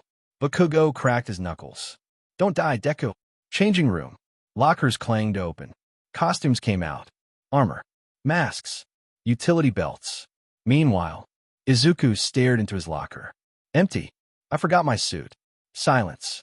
He slowly turned. Everyone stared. Kaminari whispered. Bro came to hero combat in pea clothes. Izuku scratched his cheek nervously. I still have these. He raised his arms. On both forearms. Full gauntlets. Heavy. Reinforced. Battle ready. No scarf. No Air Force gloves. No gear. Just gauntlets. Tokoyami murmured. A warrior who relies only on his body respectable. Bakugo scoffed. TCH, excuses already? Izuku smiled softly. No. He clenched his fists. Green sparks flickered faintly across his arms. I won't hold back. Observation room above training ground. Teachers watched through glass monitors. Aizawa sipped coffee. Nizu folded his paws. Cementos leaned forward, and in the shadows of a far ventilation ledge, a familiar woman lay prone, watching through a scope. Lady Nagant, her lips curved faintly. Training ground star point. The city mock-up stretched endlessly. Concrete towers, alleys, rooftops. Sirens blared. Match start. Bakugo vanished instantly in an explosion burst. He's fast. Uraraka gasped. Izuku closed his eyes. Focus. Breathing slowed. Heartbeat steady. Electricity traced his skin. One for all, full cowling 30%. Wind spiraled around his feet. Cracks spread under his shoes. Behind a building, Bakugo smirked. Come find me, Deku. Izuku opened his eyes. Calm. Sharp. Focused. Found you. He crouched. Gear shift, low gear. The ground shattered beneath him. Boom. He vanished. Izuku whispered into the calm. Achiko Uraraka, I'll distract him. You go secure the objective. The bomb should be on the upper level. A soft click of acknowledgement. Across the battlefield, Katsuki Bakugo dropped from a rooftop in a blast of fire. There you are, DKU. Boom, boom, boom. Explosions rained down. Izuku's eyes sharpened. He dodged left, right, spin, slide. Concrete burst behind him in shockwaves. Power rising. Green lightning crawled across his arms. 45%. Air pressure screamed around him. Second, transmission. His body blurred and vanished from Bakugo's sight. Bakugo's pupils shrank. What? Smoke deployment. A calm voice cut through the battlefield. Sixth, smokescreen. Thick violet smoke exploded outward, swallowing the street. Visibility, 0. Inside the fog, Izuku bent his knees rapidly. Squat. Push. Step. Shift. Red energy pulsed around his legs. FA gene charged. He launched. Meanwhile, inside building, on the top floor, Tenya Ida stood in front of a metal case. Arms folded. Posture stiff. Voice theatrical. Halt, hero. You shall not pass. Uraraka blinked. You're really acting. I commit to my role. Outside Bakugo versus Izuku. Bakugo snarled inside the smoke. TCH, cheap tricks. His gauntlet clicked. He smirked. You want to play smart, Deku? He yanked a pin. Inside his grenade bracer, nitroglycerin pressure surged. Let's see you dodge this. Tactical strike. Outside the building, Izuku's eyes flashed. One for all foe 45%. He twisted. Detroit smash. Not at Bakugo, but at the wall. Crash. The building facade exploded inward, blasting open a clean entry path straight to the upper level. Wind pressure shot upward like a cannon tunnel. Inside, Uraraka gasped. A path. She floated instantly and shot upward through the opening. Bakugo realizes. You. His eye twitched. You were distracting me. Explosion pressure spiked violently.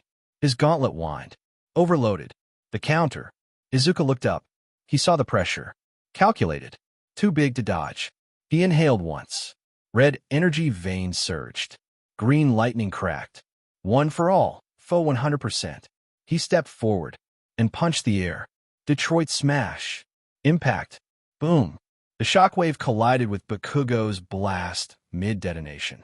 Wind pressure tore the explosion apart before it could expand. The sky split. Clouds scattered. Sound lagged behind the impact. Crack. Windows across the training zone rattled. Observation room. Silence. Teachers stared.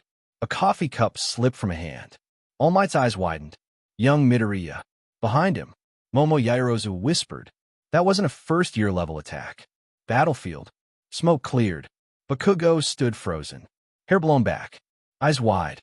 Izuku lowered his fist slowly. Calm. Focused. Not smiling. From inside the building, Uraraka's voice burst through comms. I found the bomb. Bakugo's expression darkened. This isn't over, Deku. Izuku's lightning flickered again. I know. Inside the smoke-scarred battlefield. In the comm channel, Tenya Ida spoke sharply. Bakugo, report your status. Static. Heavy breathing. Then, Katsuki Bakugo snarled. Shut up. Crack. He ripped out his earpiece and crushed it in his palm. His eyes locked onto Izuku. Pure rage. DKU. Explosion blasts ignited behind him like rocket boosters as he launched forward. Injured but standing, Izuku's right arm trembled. Bone cracked. Muscle strained. He'd pushed too hard earlier. Pain shot up his shoulder. But he didn't step back. Instead, he pressed his own earpiece. Uraraka, go. Grab the bomb. I'll handle them. A pause. Then a determined voice from above. Achiko Uraraka. Right? Speed beyond sight. Bakugo charged. Explosion in palm. Blast primed. Izuku exhaled slowly. Green lightning surged. Second. Transmission. Air warped. His body shifted. Third gear. He vanished. Impact chain. Bakugo's eyes widened. Too late. Thud. A punch slammed into his ribs from the side. Before he could react. Top gear. Boom. Another strike hit his jaw. The force launched him skyward like a missile. His vision blurred. Sound vanished. Consciousness faded. Bakugo spun through the air and dropped. Unconscious. Immediate target switch. Izuku didn't stop moving. Energy roared around him. Gear shift overdrive. The ground cracked beneath his feet. He disappeared. Behind the engine hero, wind suddenly brushed the back of Ida's neck. He froze. What? A voice behind him. Calm. Focused. Sorry, Ida. He turned. Too late. Detroit smash. The impact struck his armor chestplate. Shock wave burst outward. Concrete shattered. Ida rocketed backward across the floor and slammed into a wall, stunned and unable to move. Mission complete. Upstairs, a metallic click echoed. Uraraka lifted the case. I got it. Alarm buzzer sounded. Match over. Observation room. Silence. Teachers stared at the monitors. Someone whispered. He defeated both defenders in under 10 seconds. In the back, All Might watched with wide eyes and a proud, worried smile. Young Midoriya. Battlefield aftermath. Dust settled. Izuku stood alone, arms shaking, breathing heavy. Victory, but at a cost. Hair swayed in the wind. Broken arm hanging at his side. Still standing. Still calm. Still ready. For a second, no one moved. Dust drifted slowly through the air. Then, thud. Izuku Midoriya's knees hit the ground. His body swayed. Both arms hung limp at his sides. Cracked. Bruised. Useless. His vision blurred. And then, he collapsed face first onto the battlefield floor. Silence. The arena went dead quiet. Students froze. Eyes wide. Shock spreading across every face. Momo Yaoyorozu covered her mouth. He can't move. Shoto Todoroki narrowed his eyes. He destroyed his own arms just to win. Across the field, Bakugo lay unconscious. Ida slumped against the wall, and the one still standing was the boy who had just fallen. Observation deck. A chair scraped sharply. Shota Aizawa stood. Not lazy, not slouching, fully alert. Idiot kid, but his eyes weren't annoyed. They were impressed. Behind him, another small figure shuffled toward the screen. Recovery girl sighed. That child is going to live in my infirmary at this rate. Battlefield panic breaks. Mizo rushed forward. Call the medic. Is he breathing? His arms look bad. Uraraka dropped beside him first. Her hands trembled as she leaned close. Midoriya? No response. Just slow breathing. Alive, but barely conscious. faint whisper. His lips moved. So quiet she almost missed it. Did we win? Her eyes widened. Tears almost formed. Yeah, you did. A tiny smile appeared on his face. Then he passed out completely. Teacher arrival. Aizawa landed beside them in a blur. Sleeping bag already out. He zipped Izuku inside like a burrito in one smooth motion. Match over. Training ends now. He glanced down at the unconscious boy. Long pause. Then quietly. You passed. Atmosphere shift. Students looked at Izuku differently now. Not just strong, not just fast, but terrifyingly determined. The kind of person who would break himself, if that's what it took to save someone. And for the first time, Class 1A realized Midoriya wasn't just talented. He was dangerous. The infirmary was unusually crowded. Machines beeped softly. Curtains half drawn. And on the center bed, Izuku Midoriya lay wrapped in bandages from shoulders to fingertips, both arms suspended carefully to keep them from moving. Recovery lights hummed overhead. Silence filled the room. At the foot of the bed stood half of Class 1A. Nobody joked. Nobody argued. Even Katsuki Bakugo was quiet, arms crossed, jaw tight. TCH, not angry, not yelling, just processing. Near the pillow, Achiko Uraraka clasped her hands together. He pushed himself too hard. Tenya Ida adjusted his glasses. No, he pushed himself exactly as far as he believed a hero must. A voice from the doorway. Bright, curious, unbothered. Wow, so this is the famous Midoriya-kun? Everyone turned. Standing there, smiling like sunshine, was Nijire Hato. Behind her, tall and relaxed, Mirio Togata waved. And beside him, slightly hiding behind his collar, Tamaki Imajiki peeked into the room. The big three.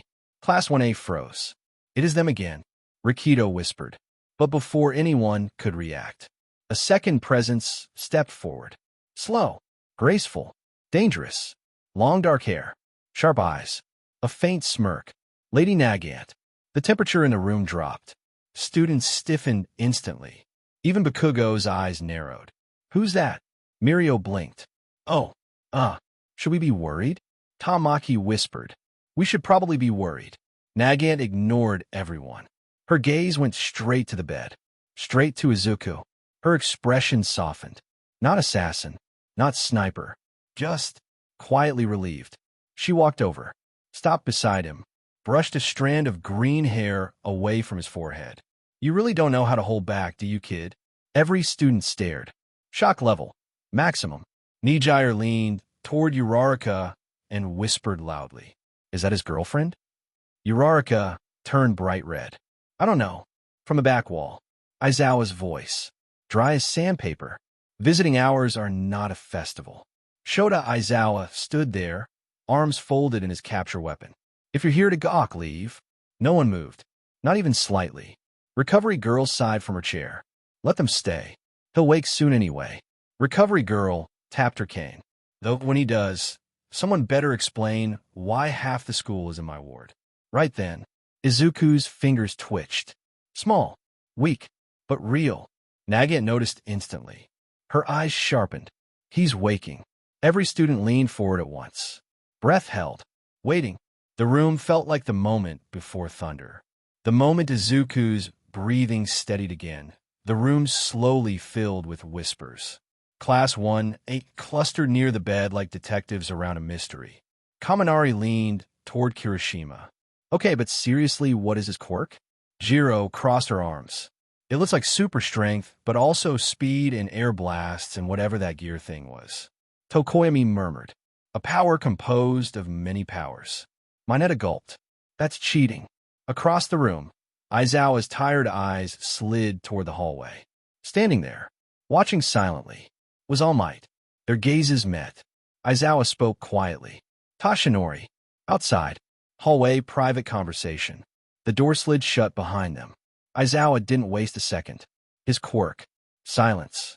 It resembles yours. All Might's smile didn't appear. That alone was alarming. Yes. Aizawa's eyes sharpened. Explanation. All Might glanced toward the infirmary door. Then back. Not here. Before Aizawa could respond, All Might gently grabbed his shoulder. And Whoosh. They vanished in a gust of wind. Principal's office. They landed inside a refined office filled with bookshelves, tea steam, and quiet intelligence. Behind the desk sat Nizu. He sipped calmly. I was expecting this discussion. Aizawa blinked once. Of course you were. All Might inhaled. For once. He looked nervous. Midoriya's quirk is not his original quirk. Aizawa didn't react outwardly. But Nizu's teacup paused midair. It is called One for All. Silence filled the office. All Might continued. Is a transferable power passed down from hero to hero. Aizawa's scarf twitched slightly. You're saying you gave him your quirk? Yes. Another pause. Nizu's eyes gleamed. Interest. Calculation. Curiosity. Fascinating. Aizawa's voice stayed flat. Why him? All Might smiled softly. Because he ran forward when no one else did. No theatrics. No speeches. Just truth. Aizawa studied him. Long. Hard. Then. Understood. That was it. No argument. No outrage. Just acceptance. Because Aizawa trusted judgment proven in battlefields, not paperwork. Nizu folded his paws. This information will remain top security. Only essential faculty will know. He looked at All Might. The boy must not become a target prematurely. All Might nodded. Agreed. Meanwhile, infirmary waiting area. Across the hall, two girls sat side by side. Not speaking, not moving, just blushing. Nijire peeked sideways. Lady Nagant peeked sideways. They made eye contact. Both immediately looked away. Mirio watched this unfold while slowly squeezing eye drops in his eyes. I should not be witnessing this level of tension. Tamaki whispered. This is scarier than villains. Nijire fidgeted. Nagant crossed her legs. Silence. Then simultaneously. So, they both stopped. Blushed harder. Mirio turned away politely. I will stare respectfully at the wall. Back inside the infirmary. Izuku's fingers twitched again. This time, stronger. The air faintly crackled with green sparks. Something inside him was waking up. Inside the glowing One for All realm, the circle of past users stared at. Izuku. Sweat rolled down his cheek. Not from fear. From heat. Real heat. Banjo squinted. A ninth? And leaned forward. You're overheating. Nana's smile faded into concern. Your body outside is reacting to something. Yoichi tilted his head gently. Strong emotions around you can sometimes echo in here. Izuku wiped his face. Emotions? Kudo pointed upward. Yeah, someone out there is causing your heart rate to spike. Outside infirmary. On the bed, Izuku Midoriya lay unconscious. But his face was bright red. His palm twitched. His breathing quickened. On his left, Nijire Hato leaned closer, worried. He's really warm. On his right, Lady Nagant gently brushed his hair off his forehead. His pulse just sped up. Their hands were still holding his. Both of them. At the same time, Mirio, still in the corner, whispered, This is unreal levels of tension. Tamaki quietly nodded. I feel like we shouldn't be witnessing this. Back inside, Banjo slapped a card down. Read. Izuka blinked. Why are we still playing? And shrugged. Because this is normal for us. Kudo added calmly. Also, your emotional spikes are feeding the core. Nana covered a laugh. Translation, you're flustered. Izuku froze. I'm not flustered. All 8 users stared at him. Silently. Judging. Yoichi smiled softly. Your aura is glowing bright green and pink. Izuku looked down. His whole body was literally glowing. Oh, come on. Outside. A faint spark of green lightning crawled across his fingers. Nijire gasped.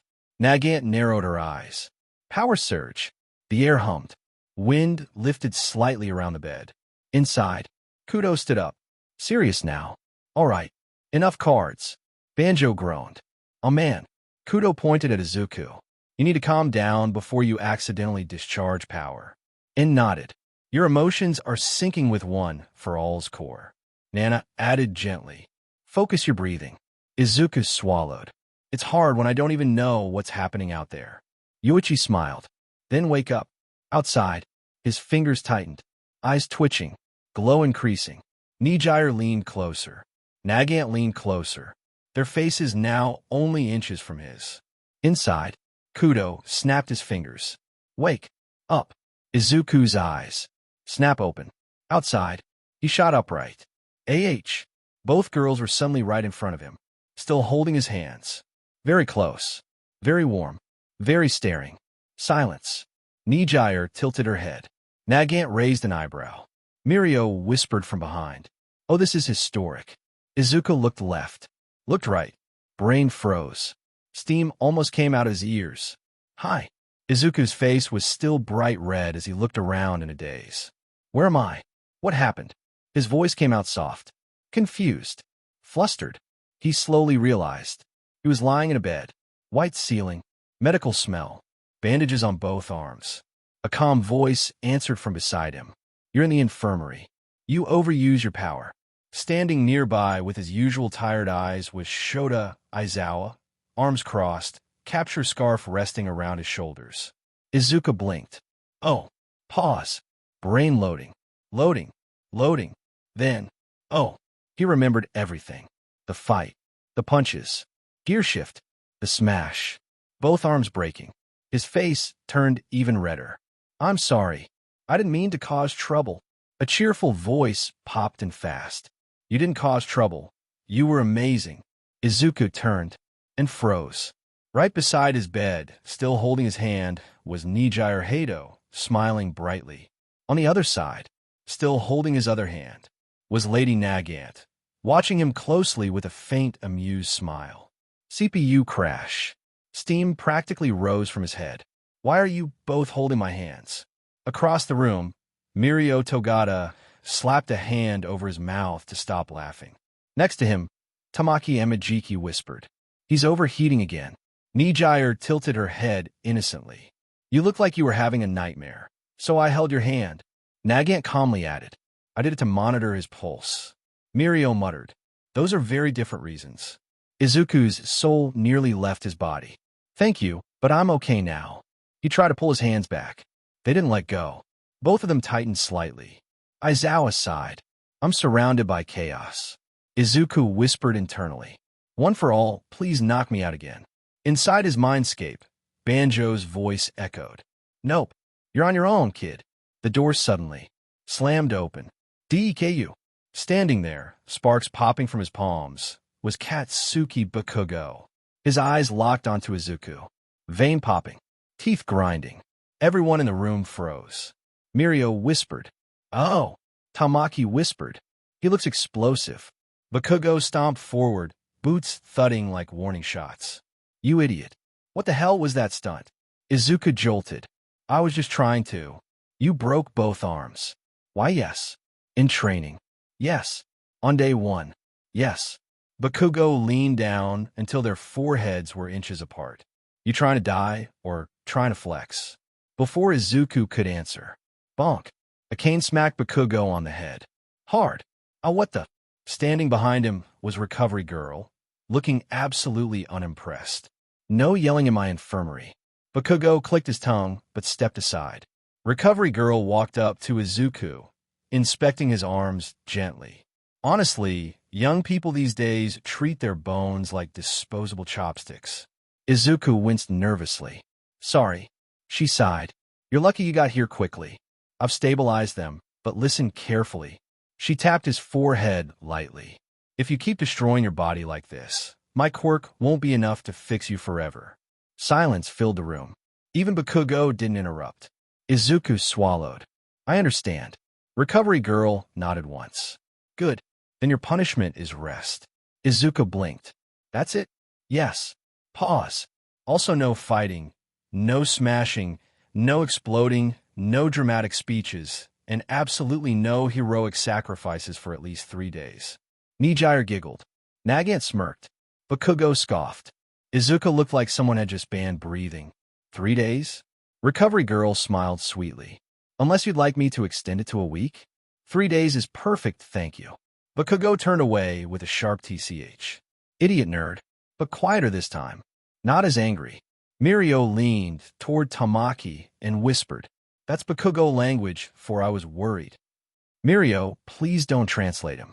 Izuku lay back on the pillow, heart still racing, hands still being held on both sides. He stared at the ceiling, thinking, UA is terrifying. The final bell rang. Bring. For a split second, nobody moved. Then, chairs scraped. Students stretched. Voices filled the room. School was over. At the front, Shota Aizawa erased the board with one lazy swipe. Training resumes tomorrow. Don't die on your way home. Typical send. Off. He walked out. The second he left, Class 1A exploded. Midoriya, what was that power? You broke both arms. How fast were you? Are you secretly a pro hero? Izuku froze like a deer in headlights. It's just a training genetics cardio. A shadow stepped forward. Katsuki Bakugo. Cracking knuckles. Move. The class parted instantly. He stopped in front of Izuku. Stared. Silence. Tension. Electric. Then, you got stronger. Not loud. Not angry. Just fact. Izuku blinked. I'm trying to keep up. Bakugo scoffed. TCH. You're ahead. He turned.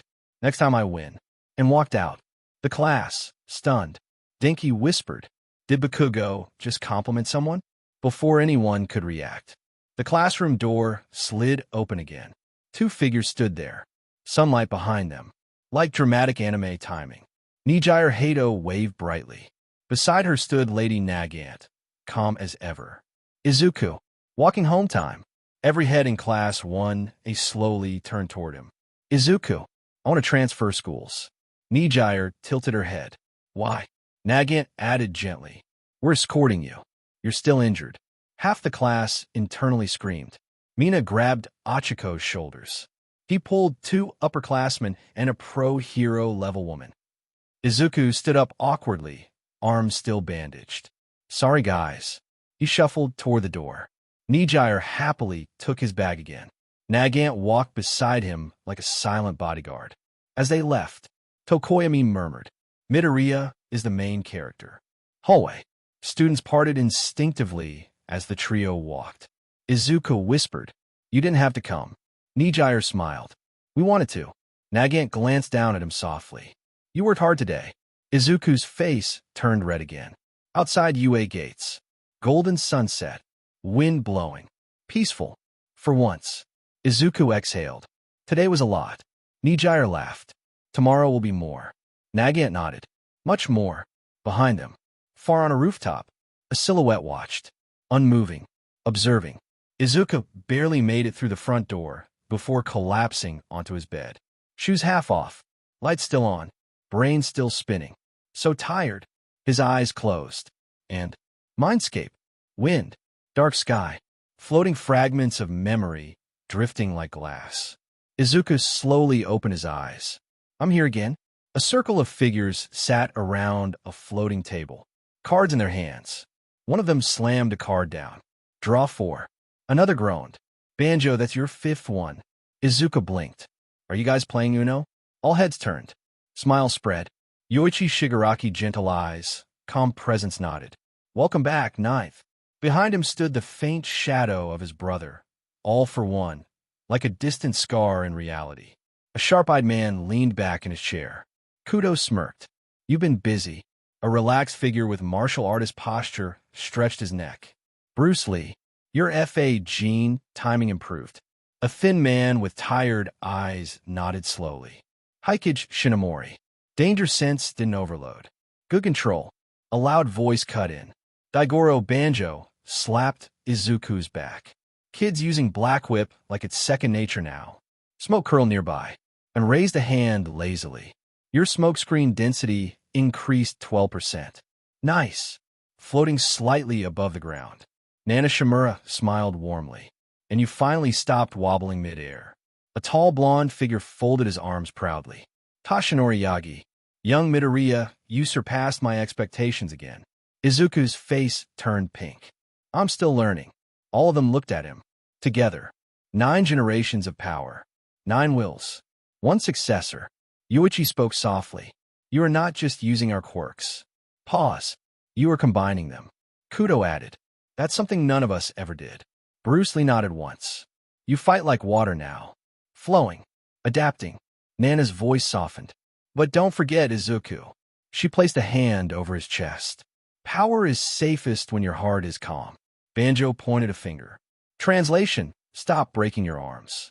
Everyone nodded. Izuku laughed nervously. I'll try. Yoichi stood. Wind stirred. The sky brightened faintly. Rest now, ninth. Tomorrow your Real trials begin. The world faded. Voices softened. Light dissolved. Bedroom night. Izuku shifted slightly in his sleep. Breathing steady. Peaceful. Outside his window, moonlight watched quietly. Morning sunlight spilled across the city as Izuku Midoriya jolted awake. I'm late. He inhaled breakfast, grabbed his bag, dashed out the door. Train station 30 minutes later. He skidded to a stop, waiting near the entrance. Nijire Hato waved energetically. Izuku. He froze. People stared. She walked up, smiled, tilted her head. Piggyback. His brain crashed. Steam practically rose from his ears. What? Too late. She hopped on his back. Nearby, Mirio Togata dropped his jaw. That was fast. A few passing students whispered. Is that her boyfriend? Izuku whispered, panicking. Nijire, what are we right now? She leaned close to his ear. I want you to be my boyfriend. System error. Face red. Soul left body. She slid off his back casually like nothing happened. Let's go to school. UA entrance. They walked together. Students stared. Some jealous. Some shocked. Some impressed. At the door, Nijire tugged his sleeve. Peck. A quick kiss on his cheek. Then she skipped away toward the upper class wing. Izuku stood there frozen. I need a manual for life. Classroom 1A. Door slid open. Inside sat everyone. Shota Aizawa entered immediately after him, wrapped in his scarf like a tired ghost. Attendance. Names called. Responses given. Then, we're choosing class president and vice president. Instant chaos. Hands shot up. Voices overlapped. Arguments everywhere. Finally, votes were cast. Results. Izuku Midoriya, 3 votes. Momo Yaoyorozu, 2 votes. Katsuki Bakugo, 1 vote his own. Votes for Izuku came from Tenya Ida, Achiko Uraraka, 1 anonymous vote. Aizawa nodded. President, Midoriya. Vice President, Yaoyorozu. Bakugo. TCH. Ida stood dramatically. I voted for Midoriya because he demonstrated true heroic judgment during the entrance exam. Class murmured in agreement. Izuku scratched his cheek nervously. I'll try my best. Aizawa pulled his goggles down. Good, because today you'll need it. Pause. We're going to the USJ. Silence. Students blinked. Disaster training. Excitement exploded. Field trip. Disaster zone. Real training. Aizawa turned toward the door. Lunch break buzzed with noise. Trays clattered. Students laughed. Voices overlapped across the cafeteria. In the middle of it all sat Izuku Midoriya, halfway through his food, still slightly pink-cheeked from this morning. Across from him, classmates chatted, argued about training, compared quirks. Everything felt normal. Safe. Beep, beep, beep. Red lights flashed. A mechanical voice boomed across the building. Level 3. Security breach. Silence. Then, panic. Chairs screeched. Students stood. Someone dropped their drink. What? Is that real? Is this a drill? Izuku's eyes sharpened instantly. His breathing slowed. Mind racing. A crowd rushed toward the cafeteria exit, shoving, pushing, fear spreading like wildfire. That's when Tenya Ida leapt onto a table, arms slicing the air. Everyone calmed down. No one listened. Izuku stood, voice steady, not loud, but clear. Nobody run. The words cut through the noise. Students turned. Something about his tone made them stop. Izuku pointed toward the hallway. Running causes stampedes. Stampedes cause injuries. We move in order. He looked at Ida. Ida crowd control. Left exit. Organized lines. Ida's eyes widened. Then he snapped into action. Right.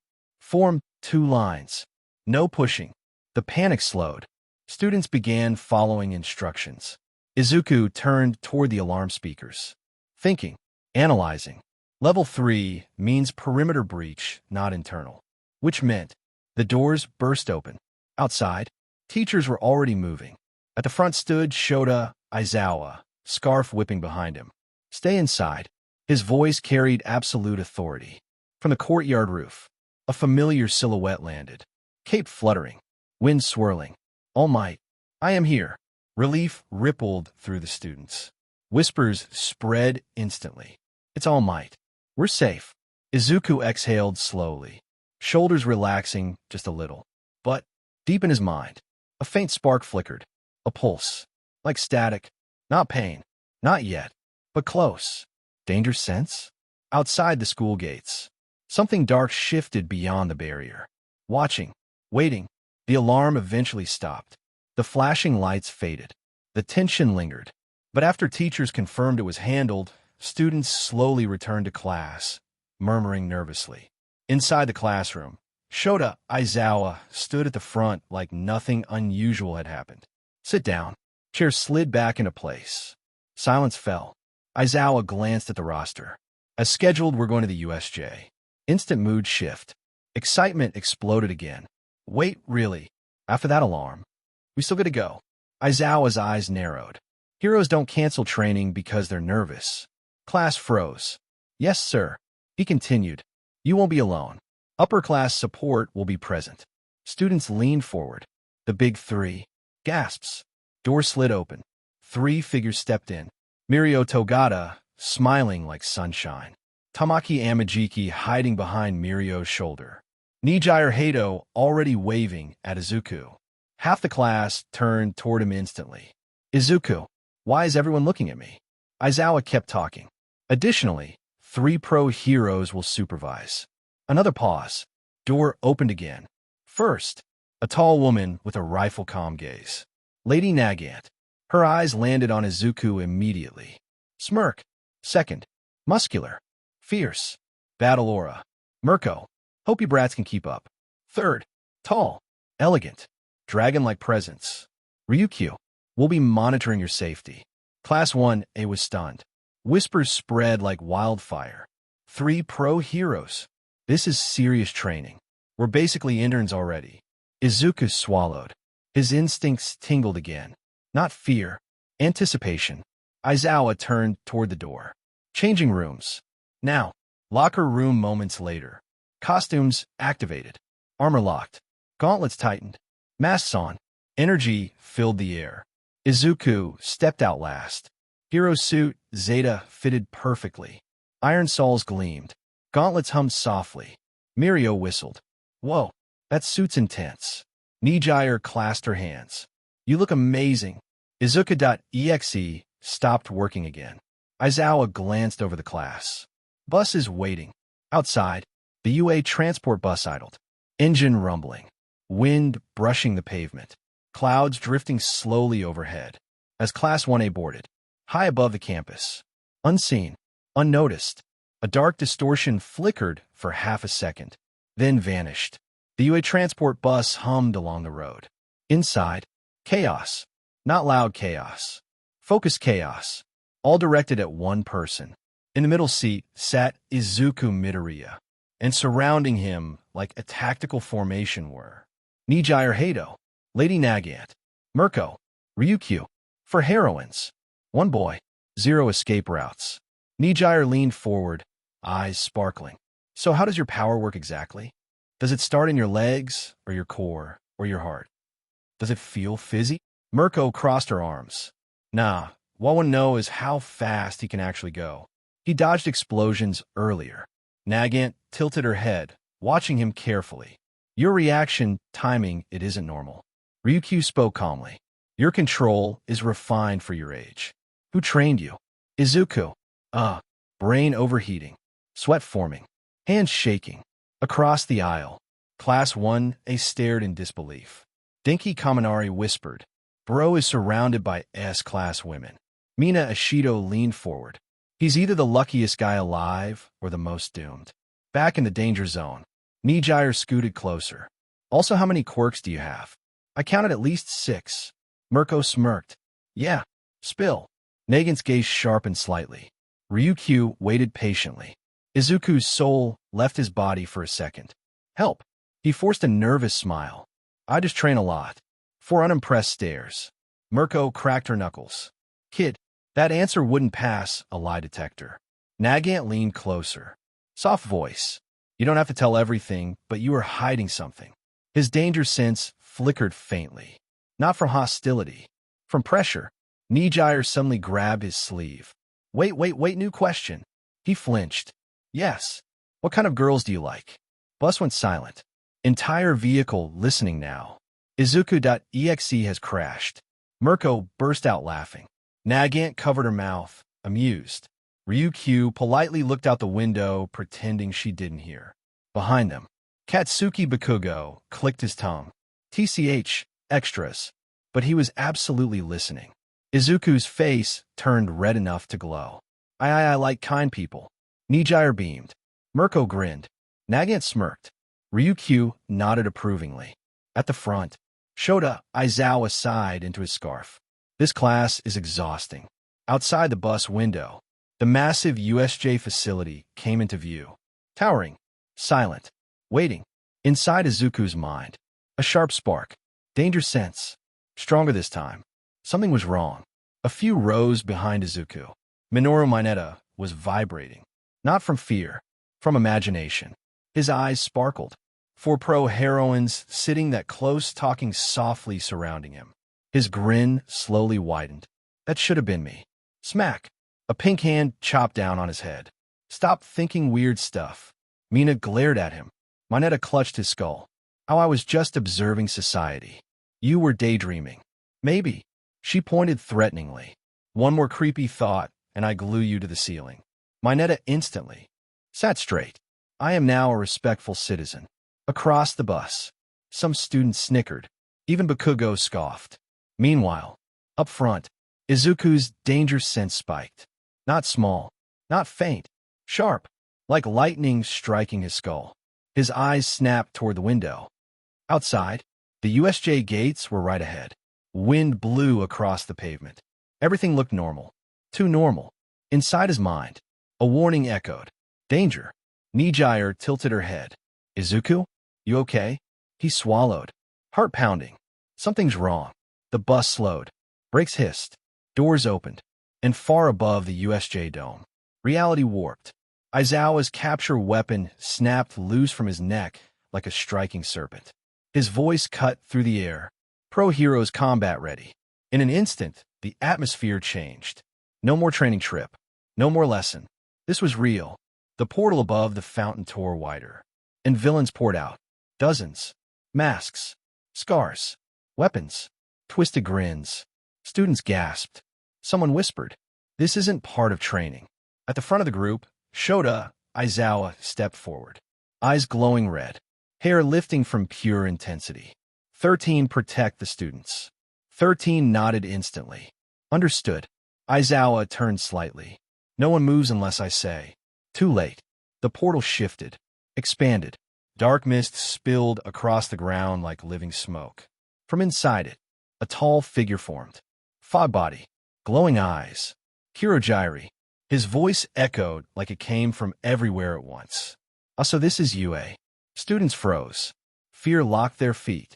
Behind him, another figure stepped out slowly, hands covering his face, scratching his neck. Tamura Shigaraki. So many children.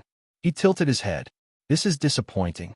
Izuku's danger sense detonated inside his skull. His knees nearly buckled. Threat level extreme. Before anyone could react, Kurojiri's mist erupted.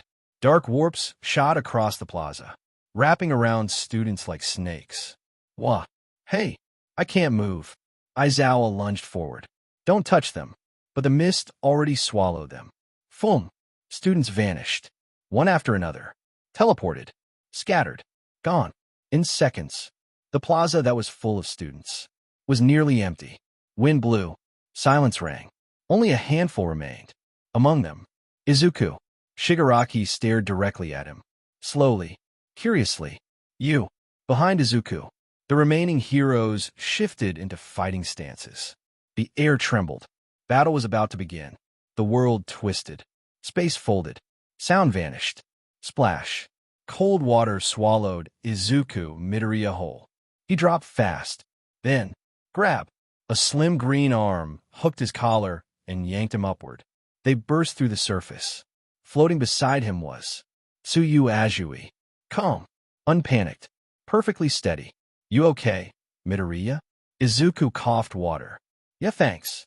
Nearby, flailing, screaming. Minoru Mineta. I can't swim, I'm too young to die. Tsuyu casually grabbed his collar too. You'll be fine. Izuku looked around. They were in the shipwreck zone. Broken boats, tilting platforms, villains standing on floating debris surrounding them. No land nearby. Inside his mind, a gentle voice echoed. Nana, Shimura. You recognize them quickly. Izuku blinked mentally. Yeah, because I've seen this before. She sounded surprised. Before? My previous life, this exact event happened. Silence. Then, you remember the future? Not everything, but I remember this attack. Back in reality, villains were circling closer. One cracked his knuckles. 3 kids stranded in water? Easy. Mineta whimpered. We're gonna die. Izuku's eyes sharpened. Mind racing. Analyzing angles. Enemy count. Water depth. Escape routes. Weapon types. Wind direction. All instantly. Think. In the original timeline, Tsu saved us by jumping ship to ship. But now I'm stronger. His fingers twitched. Red lines flickered faintly under his skin. Stored kinetic energy. FA gene ready. Tsuyu glanced sideways. Midoriya, you have a plan, Ribbit? He inhaled slowly. Brain entering tactical mode. Yeah. Villains leapt toward them. Weapons raised. Izuku's eyes flashed. Stick close to me. Water rippled around him. Power gathered. The sea itself seemed tense. Water roared around Izuku's group. But elsewhere inside USJ, war had already begun. Explosions blasted across the plaza as Katsuki Bakugo rocketed forward through the air. Get out of my way. Boom after boom lit up the battlefield, scattering villains. Beside him, scarf whipping like a blade. Shota Aizawa moved like a shadow. Precise. Silent. Efficient. Every strike disabled someone instantly. No wasted motion. Across the plaza, the big 3 fought like natural disasters. Mirio Togata phased through attacks and countered before enemies even realized they missed. Tamaki Amajiki unleashed manifest limbs that smashed through groups at once. And above them, Nijire Hado spiraled through the air, blasting spiraling energy waves that forced villains back. Villains shouted in panic. These kids are monsters. At the center, watching, scratching his neck slowly, Tamura Shigaraki. His eyes twitched with irritation. Why are the students strong? Another scratch. This isn't how it's supposed to go. Bakugo lunged toward him. Explosion primed. You're the boss, right? Before he could reach him, dark mist surged. A hand formed from smoke. And grabbed him. Whoosh. Bakugo vanished. Aizawa's eyes widened. Teleportation. Mist rose behind him too. He spun, but was already too late. The fog condensed into a tall figure. Elegant. Calm. Voice echoing like a theater hall. Kirojiri, please remain where you are. Eraserhead. Warp gates opened across the battlefield. One by one, students, villains, debris were relocated, scattered, separated, divided, high above the chaos.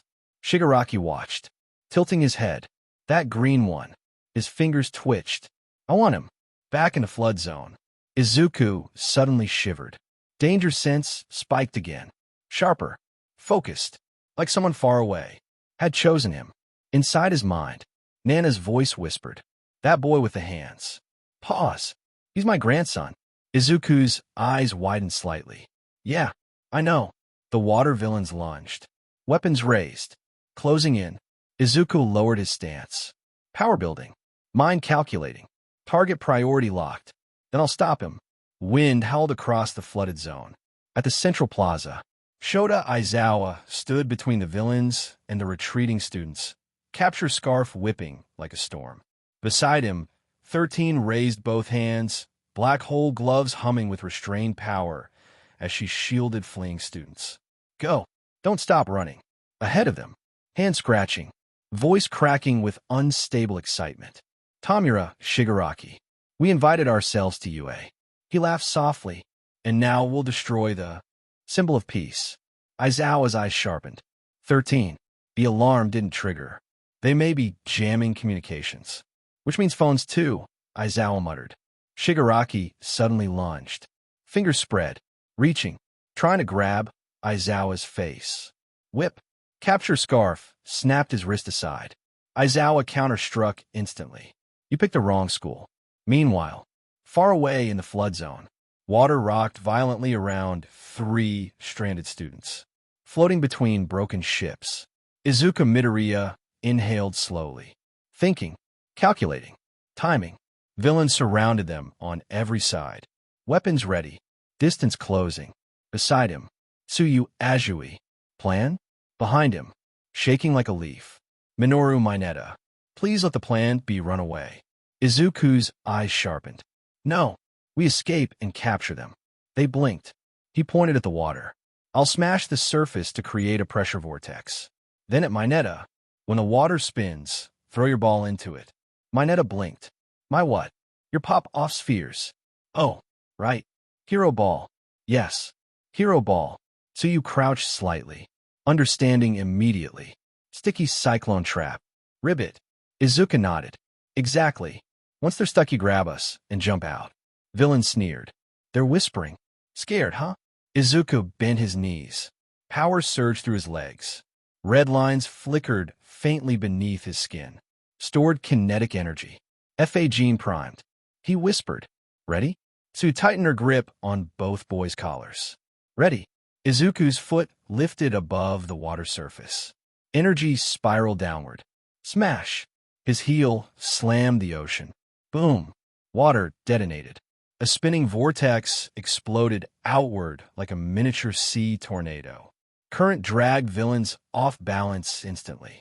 Whoa! The water! Now! Izuku shouted. Mineta panicked through. Take my ball. Sticky spheres flew into the spinning water column. Got caught. Whirled. Spread. Stick, stick, stick, stick. Villains' feet glued. Weapons glued. Clothes glued. Some stuck to each other. One got stuck upside down to a floating plank. I can't move. What is this? So you didn't hesitate. Tongue snapped out. Wrap both boys. Leap. She launched off a tilted mast. Then another.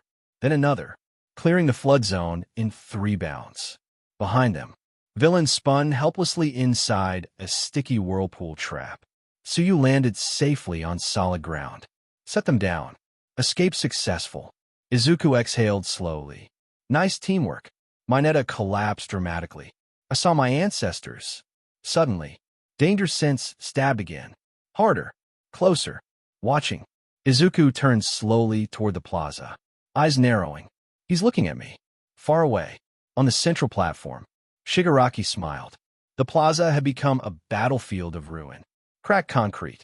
Smoke. Fire. Shock waves still echoing. Scattered across the ground. Heroes. Fallen.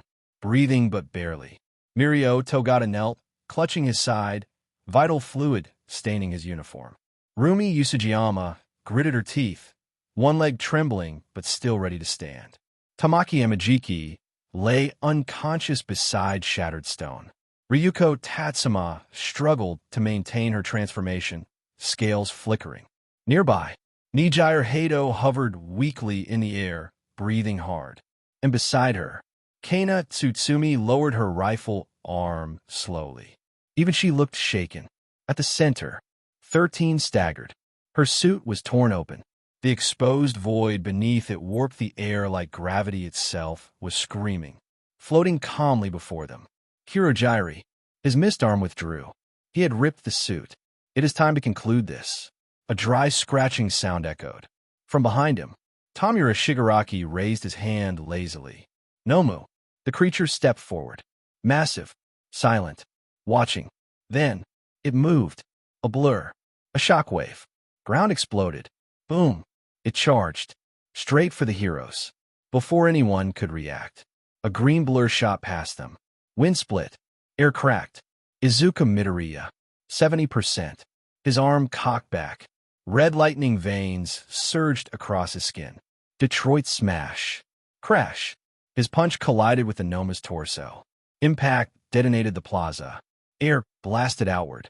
Dust ring exploded. Concrete shattered. The Nomu slid backward, but didn't fall. Its head tilted, unhurt. Izuku's eyes widened. Multiple quirks. Behind him, Shota Aizawa activated Erasure instantly. Red eyes blazing, hair floating. Stop moving. The Noma paused. For half a second. Then, moved anyway. Aizawa's pupils shrank. It still has strength-type mutations, even erased. The creature vanished. Reappeared in front of Izuku. Boom. Its fists slammed into his skull. Vital fluid sprayed. Shockwaves split the ground. Gasps echoed everywhere. Midoriya. His body skidded across broken concrete. Blood ran down his face, dripped from his chin. But he didn't fall. Slowly, he stood back up, one leg shaking, eyes blazing. He spat. Bakugo. Aizawa. Behind him, Katsuki Bakugo froze. Then he yelled, "Don't tell me what to do, Deku." Izuku didn't turn, didn't look back. Grab the injured. Get them out. Silence. Wind blew. Dust drifted. 10 meters away. Tenya Ida trembled. Izuku's voice cut through him. Ida, run to Yue. You're the fastest. You're the only one who can warn them in time. Ida's glasses fogged. Tears formed. His fists clenched. I understand. Everyone looked at him. Trust. Hope. Responsibility. We're counting on you. Ida bowed sharply. Leave it to me. Vroom. Engines roared. He sprinted. Gone in a streak. Kirojiri turned slightly. Shall I retrieve him? Shigaraki waved lazily. No. Scratching. We need your quirk. Pause. Otherwise, I'd have killed you already. Behind them, the Nomu stepped forward again. Izuku wiped stains from his eye. Feet planted. Aura crackling. I'll hold it here. The wind stopped. Even villains paused. Something about the way he stood wasn't normal. Aizawa stared. Eyes wide. That kid. The Noma lunged. Izuku smiled faintly. Come. Dust drifted through the shattered plaza like gray snow. No one moved. Not because they didn't want to, but because they couldn't. The big three stood together on the broken steps. Bruised. Breathing hard. Hands trembling. They had fought with everything they had earlier, and now their bodies wouldn't answer anymore. Mirio clenched his fist. Move. Nothing. Tamaki tried to stand. His leg buckled instantly. NGH. Nijire hovered inches above the ground, but her spiral energy flickered weakly, like a dying light. Izuku. Nearby, the three pro heroines who had dominated earlier battles were forced to stay down. Not from fear, from injury. Even monsters have limits. So all of them, students, pros, veterans, could only watch. At the center of the battlefield, Izuku stood alone, facing the Nomu. Wind curled around him. Blood ran down his temple. But his posture didn't bend, didn't shake, didn't retreat. Shigaraki tilted his head.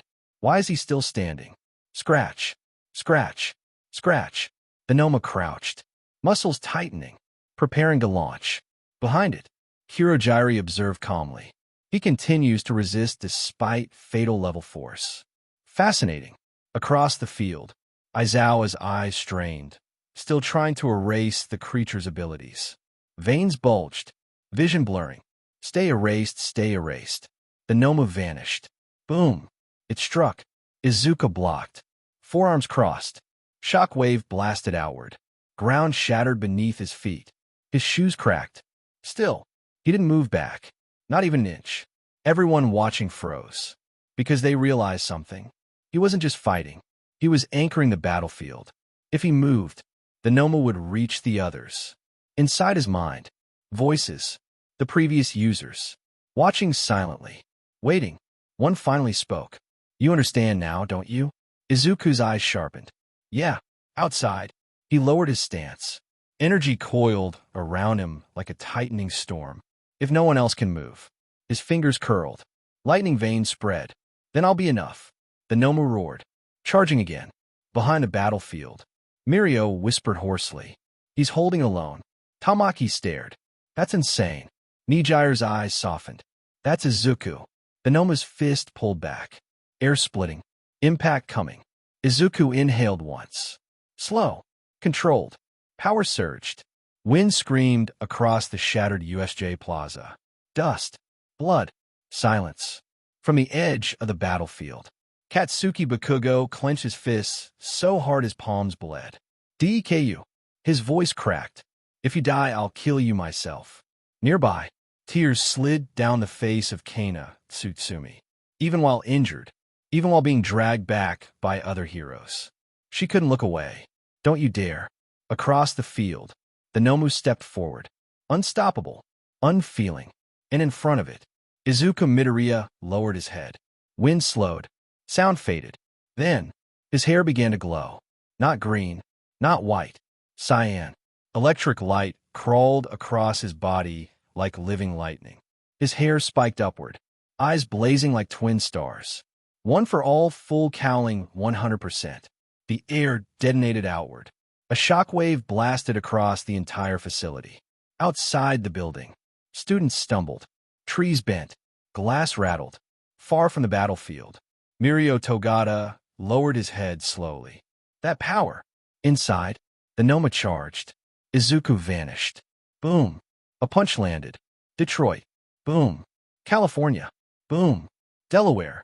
The impacts became a storm. Each strike detonated like artillery. Concrete vaporized. Air shattered. Wind blasted outward in violent rings. He moved faster. Faster. Faster. St. Louis. Missouri. Oklahoma. Manchester. Carolina. Texas. Wyoming. New Hampshire. Every smash slammed into the Noma's body like a meteor impact. The ground cratered deeper with each hit. Sound alone shook the entire facility. Outside, students covered their ears. What is that? Inside, even Tamura Shigaraki stopped scratching. For the first time, his eyes widened. Izuku's aura flared brighter. Delaware, smash Air Force. Compressed shockwaves blasted the Noma point blank. St. Louis, smash Air Force. Another blast. Then another. Then another. Relentless. The Noma staggered. Its feet slid. Concrete tore beneath it. Izuku twisted his arm, like shifting gears. Gear shift. Second. Transmission. His body jerked forward. Speed multiplying. Second gear. Punch. Third gear. Punch. Top gear. Punch. Air cracked like thunder. Shockwaves stacked. Momentum compounded. FA gene released. He pulled his arm back one final time. Aura exploding outward like a star going supernova. Gear shift overdrive. The world went silent. Detroit smash. Crash. The punch landed. The Noma launched.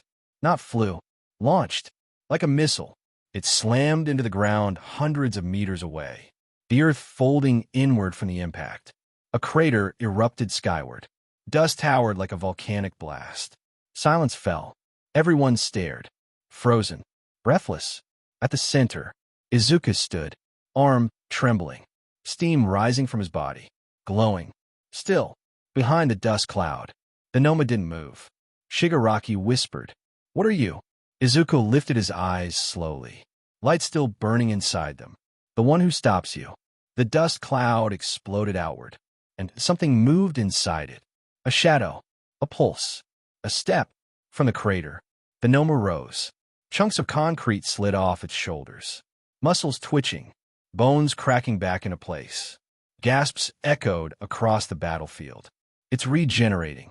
Across from it, Izuku Midoriya exhaled slowly. Steam drifted off his skin. His glowing aura flickered but didn't fade. Behind the Nomu, Tamura Shigaraki tilted his head. A grin crept across his face. "See? That's my Nomu. Scratch. It doesn't lose." The Noma crouched, muscles compressing, target locked. Izuku. Pain stabbed through Izuku's skull. Danger sense. Louder than ever. Not warning. Screaming. His pupils sharpened. Priority target confirmed. He raised his hand. 6 smokescreen. Fwash. Purple smoke erupted from his body, spreading instantly, rolling across the battlefield, swallowing everything. Vision gone. Sound muffled. Presence hidden. Inside the fog, the Noma lunged blindly, swinging, missing, destroying only air. Izuku's voice whispered from nowhere. "You can't hit what you can't sense." The Noma turned. Too late. Boom. A kick slammed into its ribs from the side. It skidded, but counterpunched instantly. Izuku was already gone. Danger's sense guided him like radar. Every twitch, every muscle contraction, every micro-movement. Predicted. He crouched midair, legs trembling, energy coiling. Red lightning crawled across his muscles. FA gene release building. Gear shift humming. Let's see. He inhaled, eyes blazing. If he can keep up. His legs snapped forward. Full 100%. Wind compressed. Pressure warped. Space bent. St. Louis smash. Crash. His kick struck the Noma's torso. Air detonated. Shock waves spiraled like a hurricane blast. The creature's body folded around the impact and launched. It blasted through 3 pillars. A wall. Another wall. Then skipped across the ground like a meteor stone. Before it stopped, Izuku appeared above it. Arm pulled back. Aura roaring. Gear shift. Second. Transmission. His body accelerated again. Second. Punch. Third. Punch. Top. Punch. Each strike hit faster than the last. Momentum stacked. Force multiplied. FA gene discharged in bursts. The Nomu's regeneration struggled to keep up. Cracks spread across its skin. Far away, Shigaraki's grin faded. Back in the smoke, Izuka hovered, breathing hard, steam rising, eyes glowing like twin comets. You're strong. He lowered his stance. But I'm stronger. The Nomu roared and leapt again. The dust cloud exploded outward, and something moved inside it. A shadow, a pulse, a step. From the crater, the Nomu rose. Chunks of concrete slid off its shoulders. Muscles twitching, bones cracking back into place. Across from it, Izuku Midoriya exhaled slowly. Steam drifted off his skin. His glowing aura flickered but didn't fade. Behind the Nomu, Tamura Shigaraki tilted his head. A grin crept across his face. See? That's my Nomu. Scratch. It doesn't lose. The Nomu crouched, muscles compressing, target locked. Izuku, vital, fluid dripping, body trembling, aura flickering, still facing the Nomu. The monster lunged again, arm raised, ready to crush everything behind him. Students, heroes, friends. Izuku's eyes sharpened. He stepped forward. I won't let you touch them. Power detonated from his body. Detroit smash. Boom. The punch collided with the Noma's chest. Shock waves ripped through the dome. Outside, wind blasted the doors open. Students stumbled back as a hurricane burst outward. Beyond the entrance, the Big Three and injured heroes watched in shock. Mirio Togata clenched his jaw. Our speed can't match that. Not if that thing has absorption. Nearby, Ryuko Tatsuma tried to stand. So did Rumi Usajiyama. Both shaking, both bleeding. Before they could move, Katsuki Bakugo stepped in front of them. Beside him, Denki Kaminari. You're injured. Bakugo growled. Don't slow him down by dying. Inside the storm, all anyone could see now was lightning, wind, after images, a green blur clashing with a black blur, shadow against thunder. Suddenly, from far outside, a voice echoed, loud, proud, determined. Tenya Ida reporting for duty. The doors burst open, and reinforcements flooded in. At the front, All Might, cape snapping, eyes blazing. Beside him, Endeavor, Hawks, Snipe, Ectoplasm, Cementos, Midnight, MT Lady, and more. Inside, the Nomu roared, charged. Izuku didn't retreat, didn't hesitate, didn't blink. He stepped forward, arms raised, and unleashed. A barrage. Punch after punch after punch. So fast they blurred. So fast they whistled. So fast they sounded like machine gun fire. A storm of strikes. Wing Chun, like rapid blows hammering the Noma's torso. Thud, thud, thud, thud, thud, thud. Cracks spread across the creature's body. Regeneration failing. Absorption overloaded. Izuku roared. Smash. Final punch. Crash. The Nomu collapsed. Body caving inward. Eyes fading. Still. Defeated. Silence fell. Shigaraki's grin vanished. Impossible. Kurogiri opened a warp instantly. Dark mist swallowing them. Retreat. They vanished. At the center, Izuku swayed, aura fading, steam rising. He looked at his hands, at the broken ground, at the defeated monster. Softly, I did it. His legs gave out. Before he hit the ground, a strong arm caught him. All Might, the symbol of peace, held him carefully, like something fragile, precious, irreplaceable. Behind them, heroes secured the area.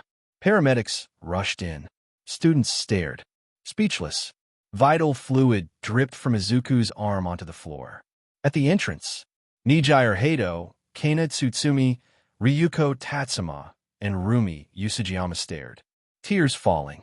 In All Might's arms, Izuku smiled faintly, eyes closing. Sorry, I'm tired. And he fainted. Wind finally stopped. Sirens screamed through the night.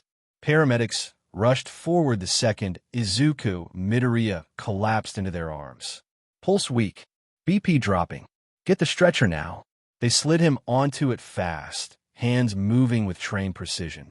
Oxygen mask. For line. Gauze. Monitors clipped on in seconds. One medic pressed fingers to his neck. He's crashing. Another leaned over his chest. Starting compressions. Rhythmic pushes.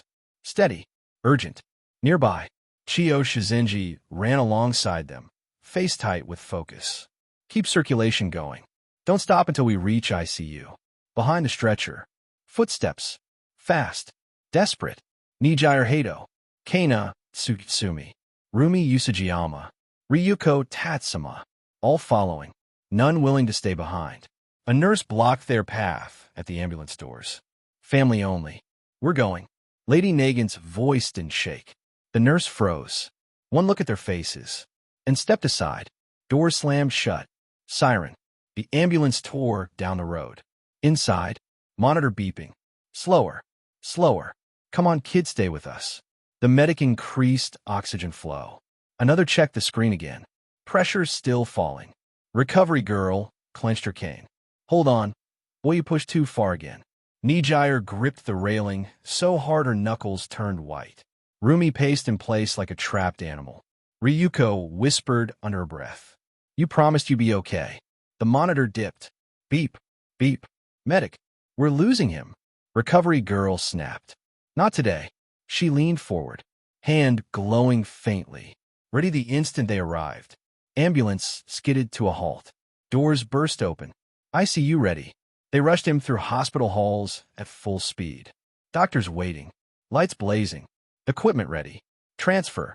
They slid him onto the operating bed. Medical staff surrounded him instantly. Curtains pulled. Machines wheeled in. Voices overlapping. Orders flying. Outside the doors. The heroine stopped. Unable to go further. Silence hit. Heavy. Crushing. Down the hall.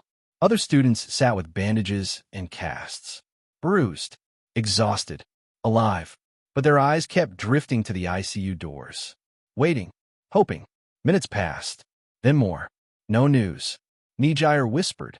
He's strong. Rumi muttered. He better be. Ryuko folded her hands. That kid carries everyone. Lady Nagant stared at the floor. Quiet. Still. So someone better carry him now. Inside the ICU. Monitors flickered. Machines hummed. Doctors worked. And on the bed, Izuku didn't move. The hospital waiting area felt colder than winter. No one from Class 1A spoke. Not at first. Tenya Ida stood straight, hands trembling despite his rigid posture. Achiko Uraraka kept staring at the floor. Shoto Todoroki leaned against the wall, eyes shadowed. And Katsuki Bakugo sat, head down, silent. The ICU doors opened. Every student snapped upright. Out stepped Chiyo Shizenji. Her expression alone made their stomachs drop. Ida stepped forward first. How is he? Her eyes softened, but her voice didn't. He broke almost every bone in his body. Silence. Someone choked back a sob. Both arms shattered. Internal bleeding. Severe muscle tearing. And a major concussion. Uraraka's hands flew to her mouth. Todoroki's eyes widened slightly. Bakugo didn't move. Recovery girl continued quietly. He pushed his body past its absolute limit again. Ida's glasses fogged. Will he recover? She hesitated. That hesitation felt louder than a scream. We're doing everything we can. Not yes. Not he. Will. Just. We're trying. Behind a glass hallway window, 3 pro heroes stood frozen. Nijire Hato stared through the ICU window without blinking. Beside her, Kana Tsutsumi clenched her fists so tight her knuckles whitened. Ryuko Tatsuma looked down, and Rumi Usajiyama was shaking. Rumi whispered, voice cracking. We're heroes. No one answered. Nijire's voice came out small. We save people. Negan's jaw tightened. We stop disasters. Ryuko finally spoke. So why? Her voice broke. Couldn't we save one kid? Silence swallowed them whole. Back in the waiting area, Bakugo suddenly stood. Chair screeched. Everyone flinched. He didn't look at anyone. Didn't yell. Didn't curse. He just said quietly, "You better wake up." That scared them more than if he'd screamed. Across the room, the doors at the end of the hall opened again. Heavy footsteps, presence filling the air. Toshinori Yagi had arrived. And the moment the students saw his face, they knew. He was terrified. Darkness. Not peaceful darkness. Heavy darkness. Inside the void of his consciousness, Izuku Midoriya stood alone. Drip, drip, drip. Pain echoed through his body like distant thunder. He looked down at his arms. They worked. No bandages. No fractures. No blood. Just strength. So this is my mindscape. His voice sounded small in the endless space. Then, a ripple.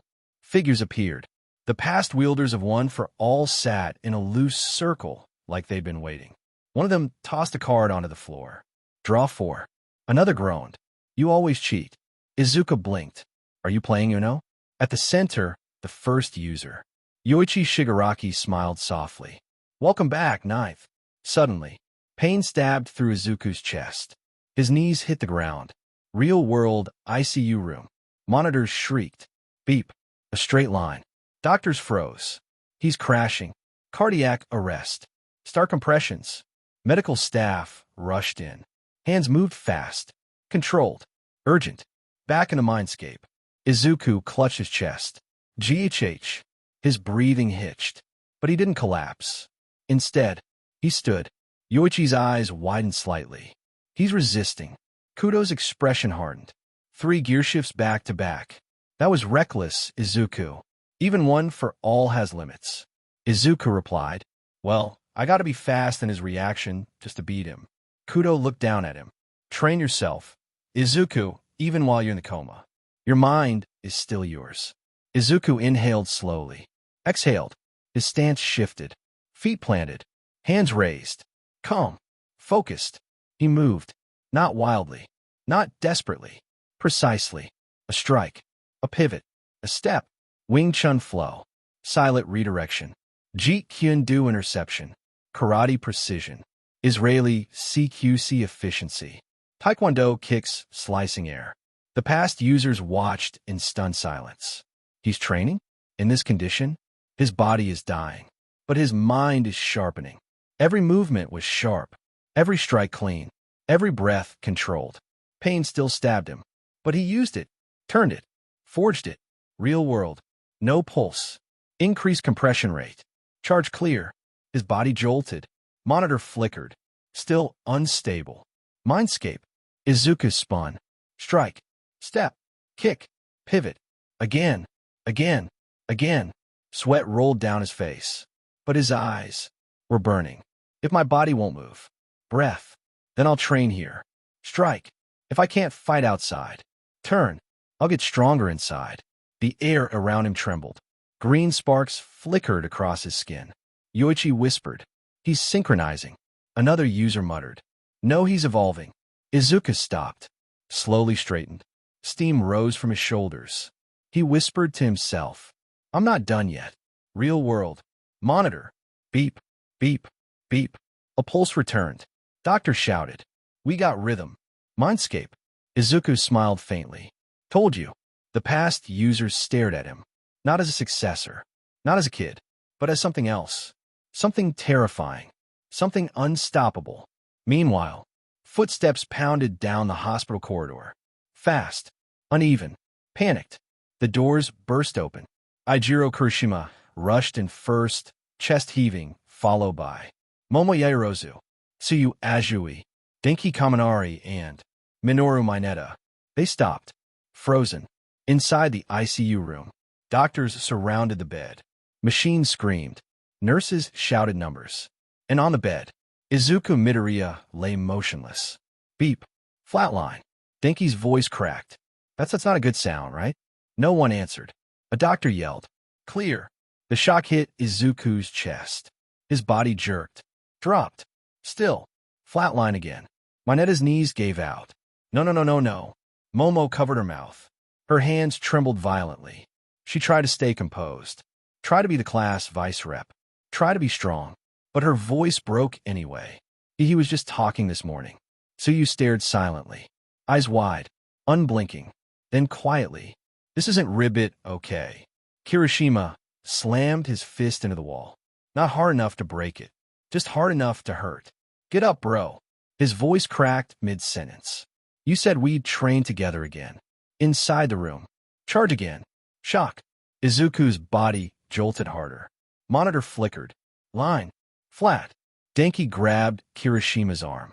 Kirishima, I think. He couldn't finish. Silence filled the hallway. Even the air felt heavy. Then, beep. Everyone froze. Beep. The line twitched. Beep, beep. The nurse shouted. We have rhythm. Mineta's head snapped up. Huh. The monitor stabilized. Weak. Slow. But real. Tsuyu's shoulders dropped. He came back. Momo's legs almost gave out from relief. She grabbed the wall to steady herself. Tears slipped down anyway. Kirishima covered his eyes with his arm. Laughing. Crying. Both. That's so manly, you idiot. Inside the ICU. Doctors were still working fast. Pulse weak. Prepare stabilization meds. Keep airway secure. Denki whispered. He's still not safe, is he? A nurse stepped out. Serious expression. He's alive. But he's not out of danger yet. Their relief froze halfway. Hope and fear now sat together. Behind them down the hallway. 3 injured pro-heroines watched silently. Bandaged. Bruised. Shaking. Because they had seen something the students hadn't. How close he really came. And inside his mind, Izuku kept training. Still fighting. Still refusing to fall. A faint sound. Not from the machines. From the bed. A finger twitched. The heart monitor gave a soft, steady rhythm. Beep, beep, beep. On the bed. Izuku Midoriya's eyelids fluttered. Slowly. Weakly. Like they weighed 1,000 pounds. Outside the room. No one noticed yet. Doctors were still adjusting wires. Checking vitals. Writing numbers. Inside his mind. Darkness. Quiet. Then. Light. His eyes opened. Just a sliver. Blurry. White ceiling. Bright lights. Shapes moving. Voices muffled. His lips parted. A breath scraped out of his throat. Nothing came out. His throat was too dry. Too raw. A nurse turned. Paused. Froze. Her eyes widened. He's conscious. Everything exploded into motion. Doctors rushed closer. One leaned down. Izuku? Can you hear me? Blink if you can hear me. Slow. Heavy. He blinked once. The entire room released tension at once. Outside, the door flew open. He's awake. Silence. Then, footsteps. Fast. Eijiro Kirishima almost tripped running in. Biro. A nurse blocked him. Not all of you. Behind him, Momo Yaoyorozu covered her mouth again. But this time, she was smiling through tears. Down the hall, 3 injured heroines snapped their heads up. Nijire Hato's eyes widened. Beside her, Lady Nagant stood up too fast despite her injuries. Further down, Rumi Usajiyama clenched her fists. That kid. Her voice shook. He's really built different. Back inside the room, Izuku's vision slowly focused. A doctor. Lights. For lines. Bandages. Pain. So much pain. His eyes shifted. Searching.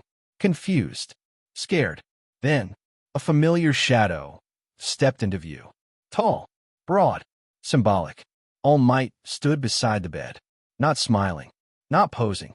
Just there. Watching him. Eyes shining. Izuku's lips trembled. Barely audible. All Might. All Might inhaled sharply. His voice came out rough. Young Midoriya. A pause. His hand gently rested on Izuku's shoulder. You did well. That was it. That sentence.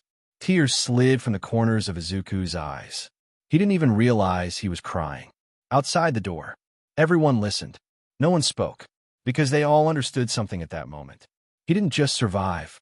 He came back. Monitor, steady, breathing, weak but stable.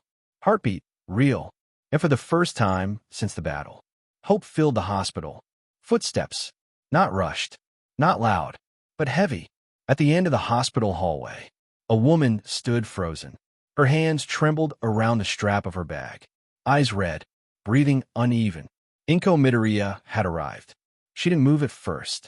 She couldn't, because through the glass window, she saw him, covered in bandages. Machines hooked to him, bruises along his face, chest rising slowly with assisted breaths. Her lips quivered. Izuku, behind her, a tired voice spoke gently. He's stable. She turned. Standing there was Shota Aizawa. Hair messy, arm bandaged, face pale, but eyes calm. He woke up a few minutes ago. Her hands flew to her mouth. A sound escaped her throat. Half sob, half laugh. He did? Aizawa nodded once. Yeah. Pause. Your son saved everyone. Her shoulders shook, not from fear anymore, from relief. Inside the room, the door slid open slowly. Doctors stepped aside, letting her pass. She walked in like she was afraid the world might shatter if she moved too fast. Step, step, step. She reached the bed, looked down. His eyes shifted. Slow, heavy. They landed on her. For a second, he looked confused, like he was dreaming. Then, recognition hit. His pupils trembled. And Mom? That was all it took. She collapsed forward, careful of the wires, careful of the bandages. But she still hugged him as gently as she could. You idiot. Her voice broke. You absolute idiot, child. Tears dripped onto the blanket. You scare me so much. He didn't have strength to hug back. So instead, his fingers weakly curled into her sleeve. Sorry. She shook her head rapidly. No apologies. Just don't do that again. Please. Outside the room, students watched silently through the glass. No jokes. No noise. Not even Bakugo spoke. Because everyone understood. That wasn't the symbol of peace in that room. That wasn't a hero. That wasn't a fighter. That was just a mother, who almost lost her son. Behind them, Aizawa muttered quietly. Rest now, problem child. Inside, for the first time since the battle, he did. His eyes slowly closed again. Not from pain, not from exhaustion, but because he finally felt safe. Outside the ICU doors, Nijire Hato slid down the wall first. Her knees hit the floor. Her hands covered her face. He was smiling. Her voice cracked, even when he was bleeding. Beside her, Lady Nagant stood frozen. Her sniper instincts, her battlefield calm, all gone. Her fingers trembled. I've seen heroes fall before. A pause, but not like that. Across from them, the towering form of Ryukyu leaned against the wall, injured arm wrapped tight. Her voice was low, heavy. He stood in front of death and didn't step back. A sharp thud. A fist slammed into the wall. Mirko, teeth clenched, eyes wet but furious. He's just a kid. Silence. That shouldn't have been his job. None of them argued, because none of them could. Through the ICU window, they could see him lying there. Still, fragile, alive. Nijire whispered. When he wakes up, she wiped her eyes. I'm going to tell him thank you. Nagant shook her head softly. No. Nijire blinked. Huh? Nagant looked at the glass. At the boy who fought like a storm. We don't thank him. Pause. We protect him. Mirko smirked faintly. Yeah.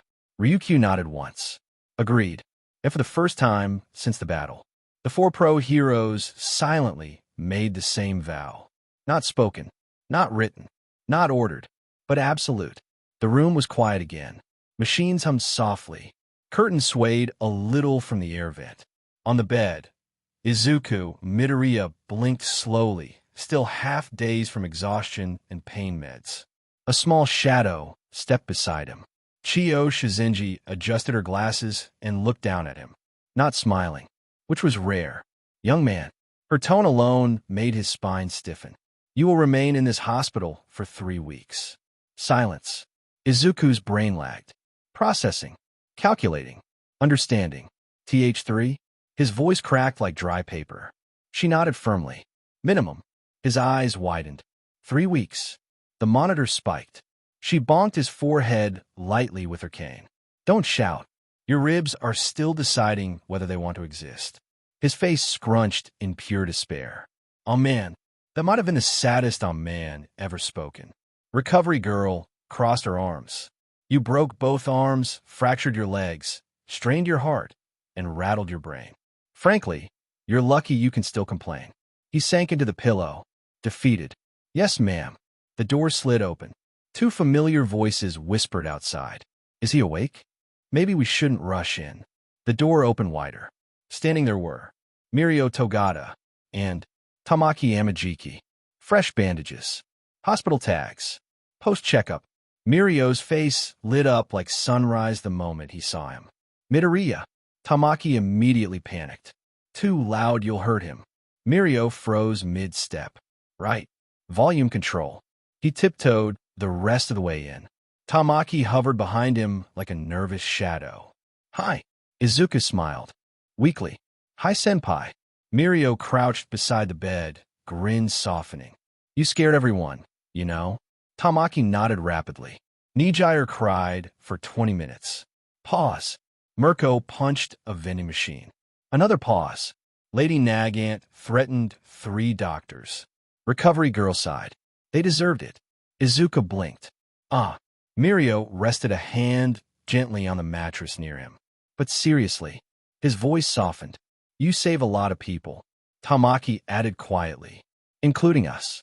Izuku's eyes widened slightly. I just did what anyone would do. Both of them stared at him. Long. Flat. Unamused. Mirio. No. Tamaki. They wouldn't. Silence. Then Mirio smiled again. Bright. Warm. Unshaken. That's why you're you. Izuku's cheeks turned faint pink. Recovery girl clapped once. Visiting time isn't forever. Patient needs rest. Mirio stood. Saluted playfully. Yes, ma'am. Tamaki bowed slightly. Rest well. As they turned to leave, Mirio glanced back once. His smile faded into something softer. Prouder. Get stronger, okay? Izuku nodded weakly. Yeah. Door slid shut. Room quiet again. Monitor steady. Breathing slow. Pain dull. Heart calm. For now, the battle was over. The door slid open again. No dramatic entrance. No loud footsteps. Just the quiet presence of Shota Aizawa stepping inside like a shadow that decided to become human. His capture weapon was gone. His goggles rested around his neck. Bandages peeked from under his uniform sleeve. He looked tired. Izuku shifted slightly. Sensei. Aizawa didn't answer right away. He pulled a chair closer. Saturday. Elbows on knees. Studied him. Long. Carefully. Like a teacher inspecting damage after a storm hit his favorite classroom. You look terrible. Izuku smiled weakly. You too. Aizawa nodded once. Good. Means you're observant. You'll live. Silence settled between them. Not awkward. Just heavy. Then Aizawa spoke again, voice low, serious. In 2 months the UA Sports Festival will be held. Izuku blinked. Processing. Aizawa continued. After what happened at USJ, the public is shaken. They're questioning Hiro's safety. Questioning the school. His gaze sharpened slightly. The festival will prove we're still the best. That our security is still the strongest. He leaned back in the chair. Which means the world will be watching. Izuku's fingers tightened slightly on the blanket. I'm stuck in a hospital bed. Aizawa didn't comfort him. Didn't sugarcoat. Didn't soften. Yes. Pause. Which is why I'm telling you now. Izuku looked up. Aizawa's eyes were calm. Sharp. Certain. If you want to stand in that arena, you'll need to recover. Completely. Silence. Machines beep steadily. Not halfway. Not recklessly. Not stupidly. His voice dropped a fraction. Not like USJ. Izuku swallowed. Aizawa stood. Chair legs scraped softly. You impressed a lot of people. He turned toward the door. Don't make them regret believing in you. Hand on the handle. And Midoriya. Izuku looked up. Aizawa didn't turn around. but his voice softened just slightly. You did well. Click. Door closed. The room felt warmer. On the bed, Izuku stared at the ceiling, eyes burning with determination. Sports festival. His fingers curled slowly into a fist. Even with bandages, even with pain, even with 3 weeks of recovery ahead, his spirit was already standing in that arena. The door slammed open so hard it bounced off the stopper. Bang! Izuku! Before he could even process the sound. Whoosh! Nijire launched across the room like a homing missile and crash-hugged him. You're awake, you're awake, you're awake. Izuku's soul almost left his body. Hi. Then, second impact. Ryukyu wrapped her arms around both of them carefully but tightly, relief written all over her face. You scared us half to death. Third impact. Mirko didn't hug. She scooped. One arm. Lifted him slightly off the mattress like he weighed nothing. Kid, you try to beat the world record for reckless or something. Fourth presence. Lady Nagant didn't rush. She walked. Slowly. Quietly. Stopped beside the bed. Looked at him. Eyes soft. Izuku's brain. Loading. Loading. Error. Too many pro-heroes. Then it happened. Nijire kissed his cheek. I'm so glad you're alive. CPU temperature. 70 degrees Celsius. Ryukyu leaned down and kissed his forehead gently. Rest well, hero. CPU temperature. 120 degrees Celsius. Mirko smirked. Ha! Don't think you get special treatment. She flicked his hair and kissed his other cheek. CPU. Smoke detected. Izuku froze. Eyes wide. Face red. Soul buffering. Lady Nagant watched this disaster unfold. And for the first time ever, smiled. She leaned down slightly. Soft. Quick. A light kiss on his temple. You fought well. System overload. Izuku.exe has stopped responding. He stared forward. Completely still. Steam practically rising from his head. What? Pause. My brain. Pause. My brain just fired all its neurons at once. Mirko snorted. He's broken. Nijire giggled. Did we break him? Ryukyu covered her mouth, laughing softly. Lady Nagant folded her arms. No. Small smirk. We rewarded him. Izuku's thoughts. Reward? Reward? Why does it feel like my soul left my body? Flatline monitor. Beep. Everyone froze. Izuku shot upright. I'm okay. I'm okay. I'm okay. Monitor returned to normal. Mirko burst out laughing. Kid almost died from affection instead of villains. Nijire clapped happily. That's a new record. Ryukyu sighed warmly. Honestly, we were terrified. Nagant's voice softened. Don't do that again. That line hit harder than any punch. Izuku blinked, looked at all 4 of them. Their tired eyes, their relief, their worry. His voice came out small. Sorry. Silence. Gentle. Mirko ruffled his hair. Next time, just win without almost dying. Easy fix. Nijire nodded rapidly. Yes. Much simpler plan. Ryukyu smiled. We believe in you. Nagant gave a tiny nod. Rest now. Izuku leaned back against the pillow. Heart calm. Face still red. Mind still buffering. I think my brain is still smoking. Outside the door, Aizawa stood there, listening, sighing. Loud idiots. But he didn't walk away. The door slid open just a tiny bit. A tiny grape-colored head peeked in. Mineta froze. His eyes widened. His pupils shrank. His soul left his body and re-entered with binoculars. Inside the room, Izuku on the bed, Nijire holding his hand, Ryukyu sitting beside him, Mirko leaning over him, Lady Nagant standing close, arms folded but watching him gently. Mineta's brain. 4. For beautiful hero women. Surrounding Midoriya. Silence. Then, the slowest whisper ever spoken. Luckiest man alive. He opened the door 1 centimeter wider. Behind him in the hallway. Kirishima. Bro, what are you looking at? Mineta slammed his hand over Kirishima's mouth. Shoo. This is history. Inside the room, Mirko's ear twitched. Rabbit instincts. She didn't turn. She just spoke. You got 3 seconds to explain why you're spying. Mineta's soul died again. He slowly turned. Saw Kirishima. Denki. Tsu. Momo. All staring. Denki whispered. Dude, are those pro-heroes? Mineta whispered back. Not just pro-heroes. Dramatic pause. Angels. Inside the room. Izuku blinked. Is someone outside? Door slid open fully. All 5 students fell forward like bowling pins. Thud. Everyone in the room stared. Siu, face flat on floor. Ribbit. Momo immediately sat up properly. We were checking on Midoriya. Kirishima raised hand. Manly concern visit. Denki finger gunned awkwardly. Moral support squad. Mineta is still on the floor, staring upward. I have seen heaven. Mirko cracked her knuckles. You want to see heaven up close, Grape? Mineta teleported behind Siu. Protect me, frog goddess.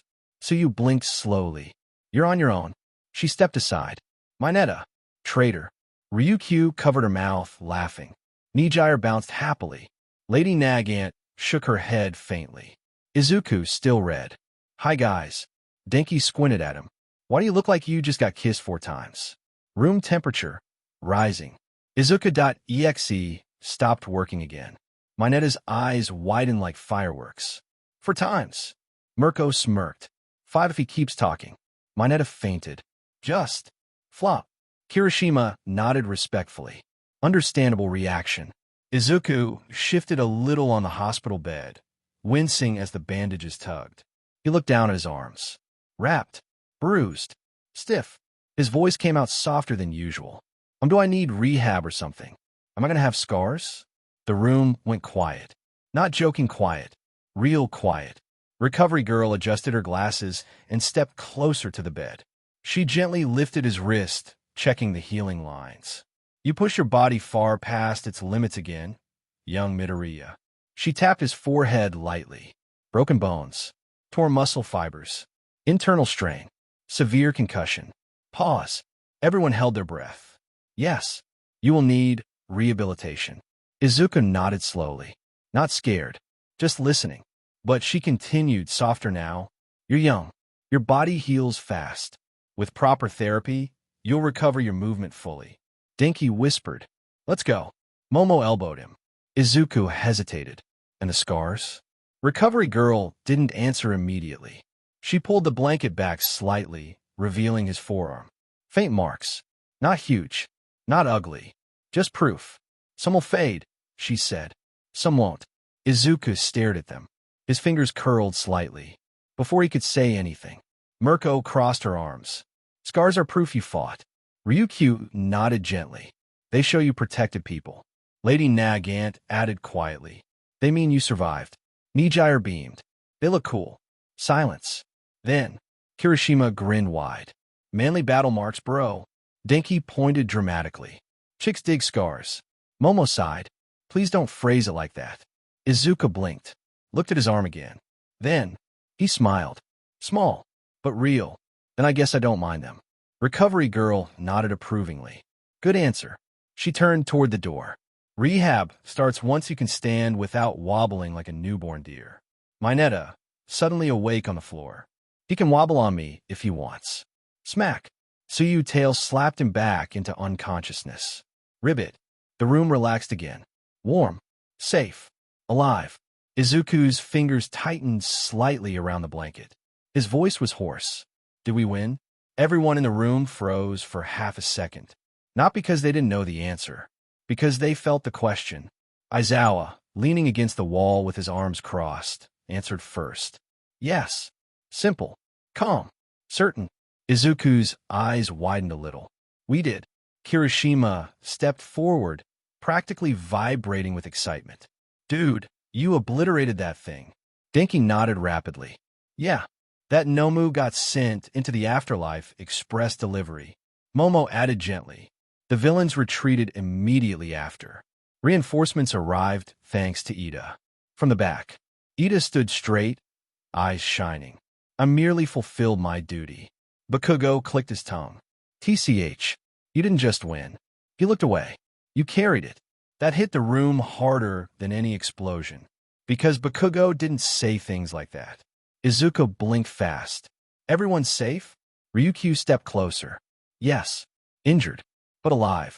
Mirko smirked. Barely felt it. Lady Nagant quietly handed her an ice pack. Mirko accepted it without argument. Nijire leaned down until she was right in Izuku's line of sight, smiling so brightly it almost glowed. You saved us. Silence again. Soft this time. Izuku's shoulders relaxed into the pillow. A shaky breath left him. Good. His eyes closed halfway.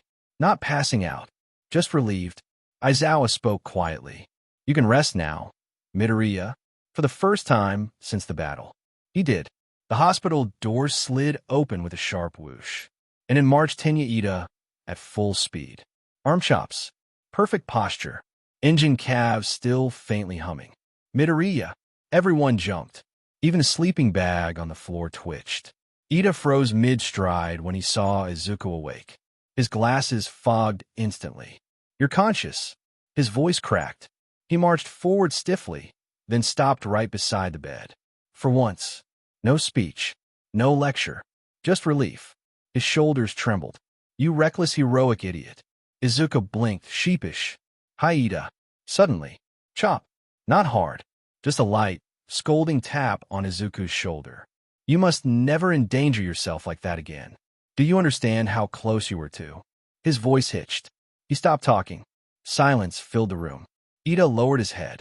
I thought I was too late. From a floor. Aizawa's muffled voice. You were right on time. Ida looked down. Sensei, are you aware you are inside a sleeping bag? Yes. Understood. Carry on. Nijire covered her mouth, trying not to laugh. Mirko snorted. Bakugo clicked his tongue, but didn't say anything. Ida straightened again, back to class rep mode, though his eyes were still shiny. Recovery girl informed me you will require rehabilitation, Midoriya. Therefore, I have already prepared a study schedule, physical therapy tracker, recovery timetable, and motivational rotation chart for Class 1A support shifts. He held up a thick stack of papers. Denki whispered, Bro made a hospital DLC expansion pack. Izuku stared at the stack. You did all that for me? Ida pushed his glasses up. Light flashed dramatically. Of course. Classmates support one another. From a doorway. A quiet sniffle. Everyone turned. Standing there clutching the doorframe was Inko Midoriya, eyes watery again from seeing her son, surrounded by friends. Aizawa still. Inside bag. Good. Now he's supervised by 20 people. I can nap. Mirko's foot lifted again. The door slid open again. Slow this time. And there he was. Katsuki Bakugo. Head lowered. Shoulders tense. Hands shaking. Izuku's eyes widened. Kakken? Bakugo didn't answer. Didn't yell. Didn't scoff. Didn't insult him. He just stood there, trembling. Behind him stepped in Shoto Todoroki, calm but watchful, and Achiko Uraraka, already wiping her eyes. More footsteps followed. The whole doorway slowly filling with familiar faces, including the quiet boy with raven hair and a shadow moving at his feet. Fumikage Tokoyami. Dark shadow peeked around him, whispering softly. He lives. Back inside the room. Bakugo finally moved. One step.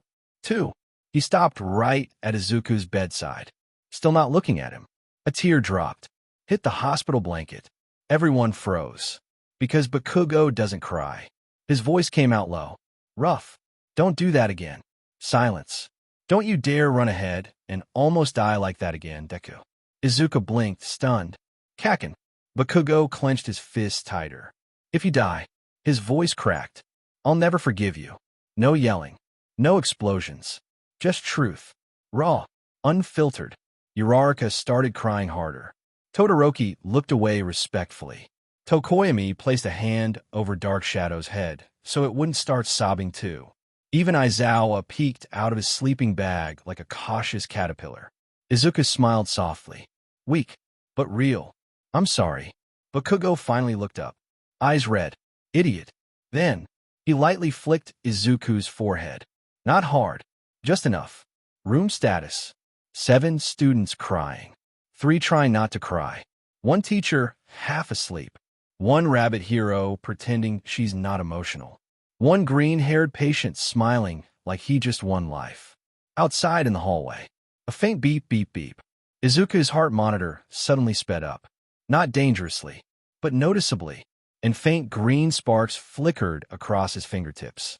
Aizawa's tired eyes narrowed. That's new. Izuku's eyelids drooped again. His breathing slowed. The hospital lights felt too bright, too warm. I'm tired, I'm gonna go back to sleep. His voice was barely louder than a whisper. Immediately, arms tightened around him. On his right, Nijire Hato clung to his sleeve like if she let go he might vanish. On his left, Rumi Usajiyama held his hand with surprising gentleness for someone who usually kicked through concrete. Behind them, Ryuko Tatsuma rested a protective hand over his blanket.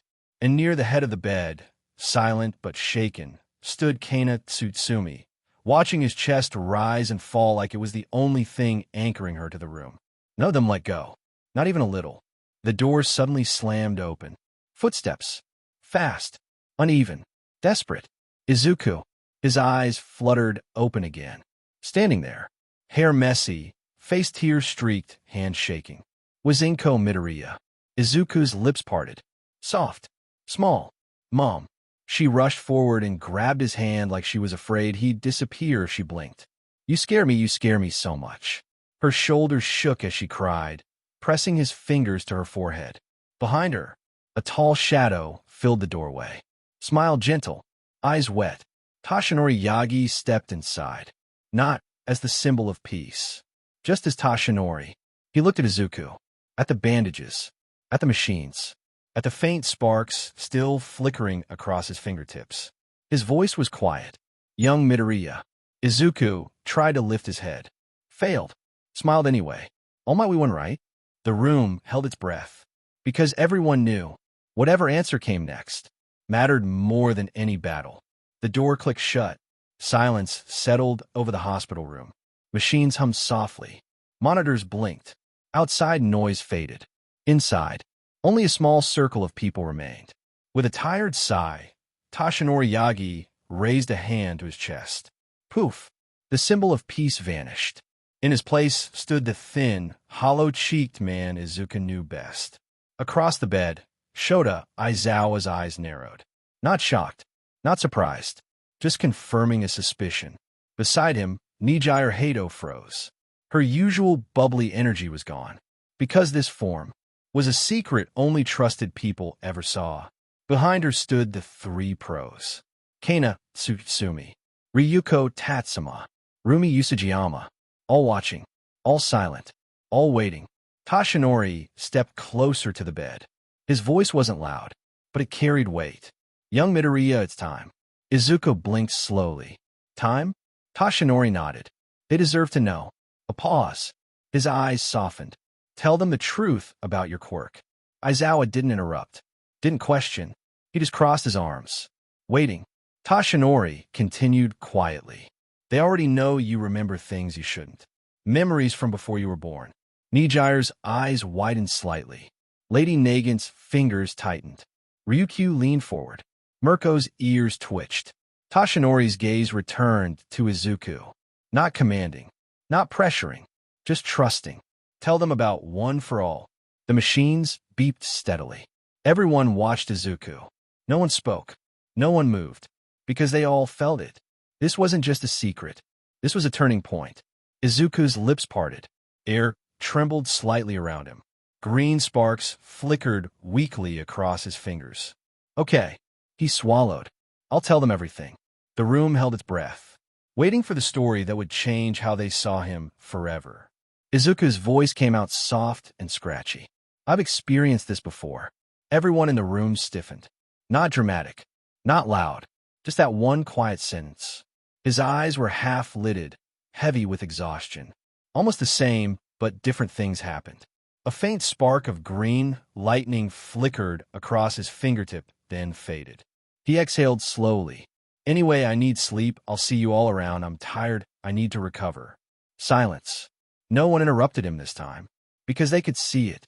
The tremble in his fingers, the pale skin, the dark circles, the strain behind his breathing. He wasn't avoiding the answer. He really was running on fumes. The heart monitor beeped steadily. 1, 2, 3. The thin man at his bedside adjusted the blanket gently over Izuku's shoulder. His voice was barely above a whisper. Rest, young Midoriya. The underground hero by the wall didn't argue, didn't press, didn't interrogate.